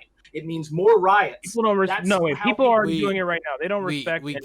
But dude, you have no idea how much worse it could get. We have to wrap it up with final statements. I'm just getting texts that say I need to get it at this really quick. So I'm going to have everybody make ending statements so I can get out of here. So I'm gonna start with SuspectSushi in the top left-hand corner. Like I said, pretty solid statement. It wasn't disgusting. I literally said, my condolences to their family, right? Rest in peace. But I'm also happy, right, that now we have a SCOTUS that can fit my political aims. It's not the same thing, right? I didn't say I was happy that she died or anything like that. So don't try to use your moral grandstanding when most people on the left aren't very moral in the first place. Anyway, so I know I said that just for you, Polar. I saw the little laugh. But yeah, basically, jam up the courts with as many conservative judges as possible. Let's shove 30,000 conservative SCOTUS picks. I don't care. I want my political views to be represented as widely as possible, and I have zero issue with it. That's basically it. Okay, next is going to be the Turk. Yeah, so I mean, the precedent's been stated. We've clarified the statements from the Senate Majority Leader, and I do believe if the Senate is going to do their constitutional duty, they have that right. And, you know, if the Democrats were in the same position, I would imagine everybody would be flipping sides and promoting each other's side. Like, this politics is not new. But all I got to say is, I said it earlier, and that's, you know, if we're wanting to mend the country and starting to heal the wounds and all that stuff, all sides have to come together and compromise. And until that happens, this is going to continue to happen. So I would strongly urge people to not think so aggressively towards their side and start to listen with open ears and open hearts and open minds to what other people say, and not just go half-cocked with your own opinions, because sometimes those opinions are false and you just need to open your mind. Okay, next I'm going to throw it over to Pisco. Notice what you didn't hear in this conversation. What you didn't hear was a full-throated defense of the rationale as stated. This is about democratic accountability for the court, democratic input for the court. Why does it make sense to have these qualifications that are being imposed? Namely, that this is a lame duck session, or this is a split, divided branch. It shouldn't make sense. If it's the rationale is for democratic accountability, then it shouldn't matter whether it's a lame duck session or whether it's a divided set of the political branches. More to the point, the rule is silly that we shouldn't nominate justices during an election year. It's silly. It always has been silly. It was an aberration in 2016, but its insistence in 2016 is enough reason for, in 2020 now, to apply the rules consistently.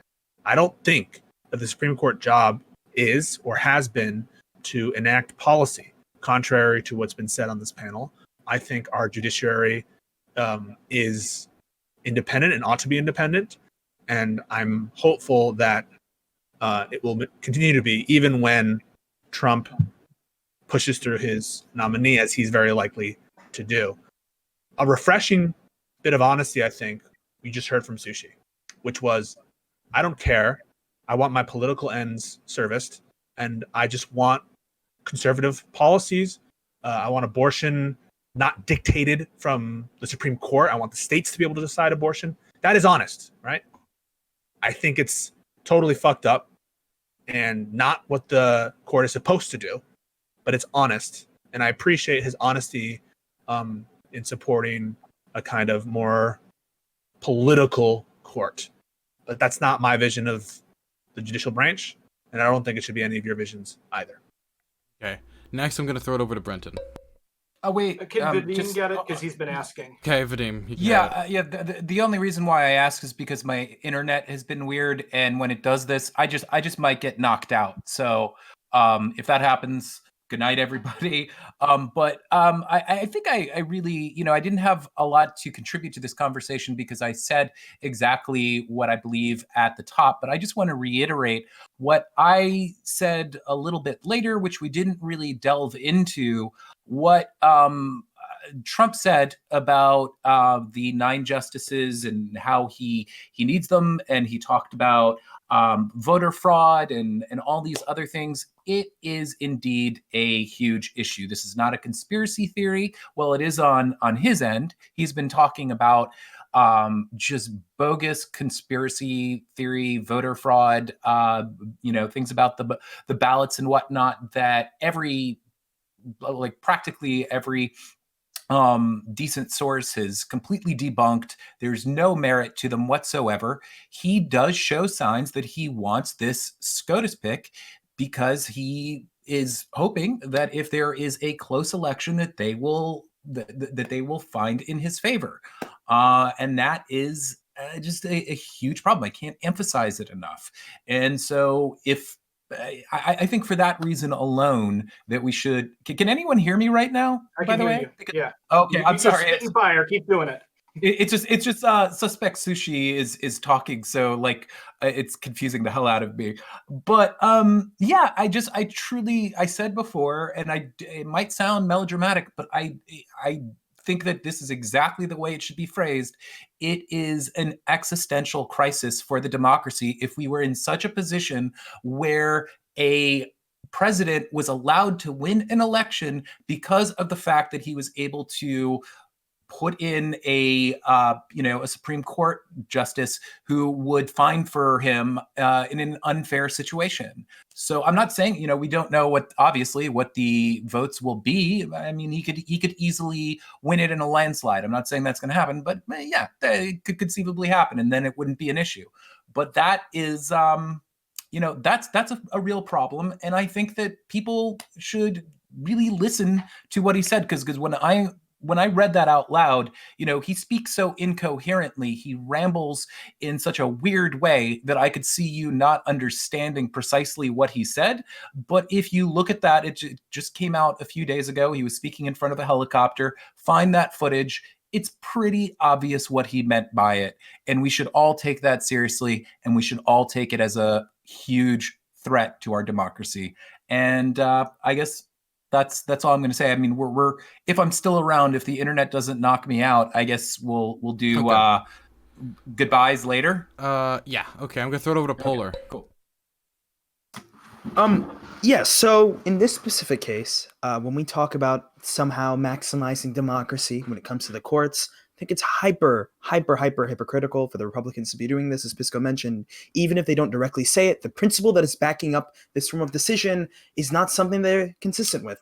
And even if I necessarily disagree with a law or precedent sent out, there's value in the concept of rules and precedents. I think what's the saying that, like, if they're your rules, if they're not your rules when they're inconvenient, or they're even your rules at all, I think that's a perfect example in this specific case. I think whenever we look at the people who represent us, or for example, the politicians or people who don't directly represent us at all, I think we ought to strive for consistency. We go through a lot of shit. We've been through a lot of shit in this country, but I don't think it's valuable to be complacent in this sense. And then lastly, to respond to Sushi, okay, why take morality from someone who probably subscribes to divine command theory and is probably extremely morally inconsistent? So, yeah. Okay, I'm going to throw it over to Brenton. And is there anybody else who hasn't got... Oh, yeah, Wake. Okay, cool. So, me? All right. Well, you guys heard it there. Jam, shove, me. I could make a comment about the psychosexual emasculation of the fascist mind, and the need to, for instance, reassert your masculinity. You sing a rejected Disney song and call yourself a boy, because honestly, it's pathetic. But what I will say right here is that's not the entirety of the right. That is just a portion of the right that has been empowered by the man-child with holes in his brain, Donald Trump, that is currently dying of the same thing his father died of, as he's in the early stages of dementia. That said, I can actually really respect conservatives on this panel like TheTerk. I think you have actually been, I think your perspective is a little warped, but I will agree that ultimately both sides do need to make gestures. As the Republicans are in power right now, I think a good gesture would be to actually make this gesture and move the nation towards healing so that we can continue to work together, because the government does not exist simply to promote the interests of one group. And any government that does do that is tyrannical and should be overthrown. Instead, the government exists to mediate all of our differences and get something that everyone in this nation can deal with. That includes the Republicans, the Democrats, and even the anarchists like myself. I would also say that I think Vadim actually brought up something really, really interesting in this, and that is the fact that as this nominee is rushed through, that's a very, very bad nomination process, because, again, these nominations are for life. And if we make a mistake, too bad. Now, I think that's stupid and should change, because I don't think anyone should ever get that level of power. It is dangerous, it is foolish, and it is ultimately going to be our undoing if we don't do something about it. But if we decide we must have this position of great power, we must have the president above the law, we must have Supreme Court justices serve for life, even though it's stupid, well, let's at least be measured and careful with how we do it. And so I think, when it comes to ending the riots, when it comes to getting this nation back on the same foot, what we need to do is we need to reject this egotistical me over everyone else mentality. And what we really need to do is move together as a community. And if we do not, what's going to happen is that you're going to see a further dissolution that could potentially lead to civil war. And I don't think anyone wants to see that here. All right. Thank you. And even if they do bad pantomimes of masculinity. Okay, and to wrap this up is Wake the Beast. Thank you all for coming today. I really appreciate it. I really appreciate it. I'm sorry I'm ending it early. I just really got to go deal with this thing. Thank you, Dylan, for your time and your patience. The strong are obligated to protect the weak. This means that nation states are inevitable because the social contract is the syringe through which justice, peace, and security is administered by the strong on behalf of those who cannot advocate and champion their own cause. What this means is that right now, since we live under the false light and illumination of democratic bureaucracies that are massively ineffective, we are forced to sometimes turn to fool's gold like anarchy, saying, well, if we can't have this system, why not have any government at all? The problem with this thinking is this. The moment two men in that anarchical system get together and decide to take a stand against what they perceive to be injustice, they have formed the nucleus of a nation state. And once more men gather to their cause, well, you're right back to where you started, as a nation. So I stand behind this unequivocally. We will not have peace on this planet until kings, philosophers, and poets sit on a throne that's worthy to carry their weight under the protection of a contract that socially underwrites their authority in a way that cannot be moved as easily as a goalpost. I want to say this too to some of my panelists here. It's a lot of fun sometimes to take the piss out of people, but just a little aside, oftentimes the only thing that people remember about you is how polite you are. And something my grandmaster expressed to me many, many times over the years is that the strongest people you will ever meet are always polite and kind. So I know sometimes we're very eager to demonstrate to people how much we know. It's more important that you demonstrate to people how much you care about them. And I'll say this to Dylan. I'm not sure what's going on with you and your grandfather, but I know that you've been here for a lot of us, helping a lot of people here build their communities. And I know you've been here for your community. So I hope everything goes okay. But if not, I hope you will allow us and your community to be here for you like you've been here for us over the past few weeks. Hope everything goes well. Godspeed and good luck, everybody. Thank you so much. You all have a blessed day, okay? Yeah, you guys too. Thank you, bro. Thank you so much, Dylan. Awesome. Good luck. Yeah, Dylan, good luck with what you got going on. Hey, Thank Beast. Okay, let's get out of there.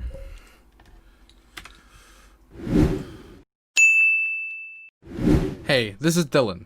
I just want to let you know you can find my content live at twitch.tv/DylanBurnsTV. You can also find my link to my Twitter and Discord in the description.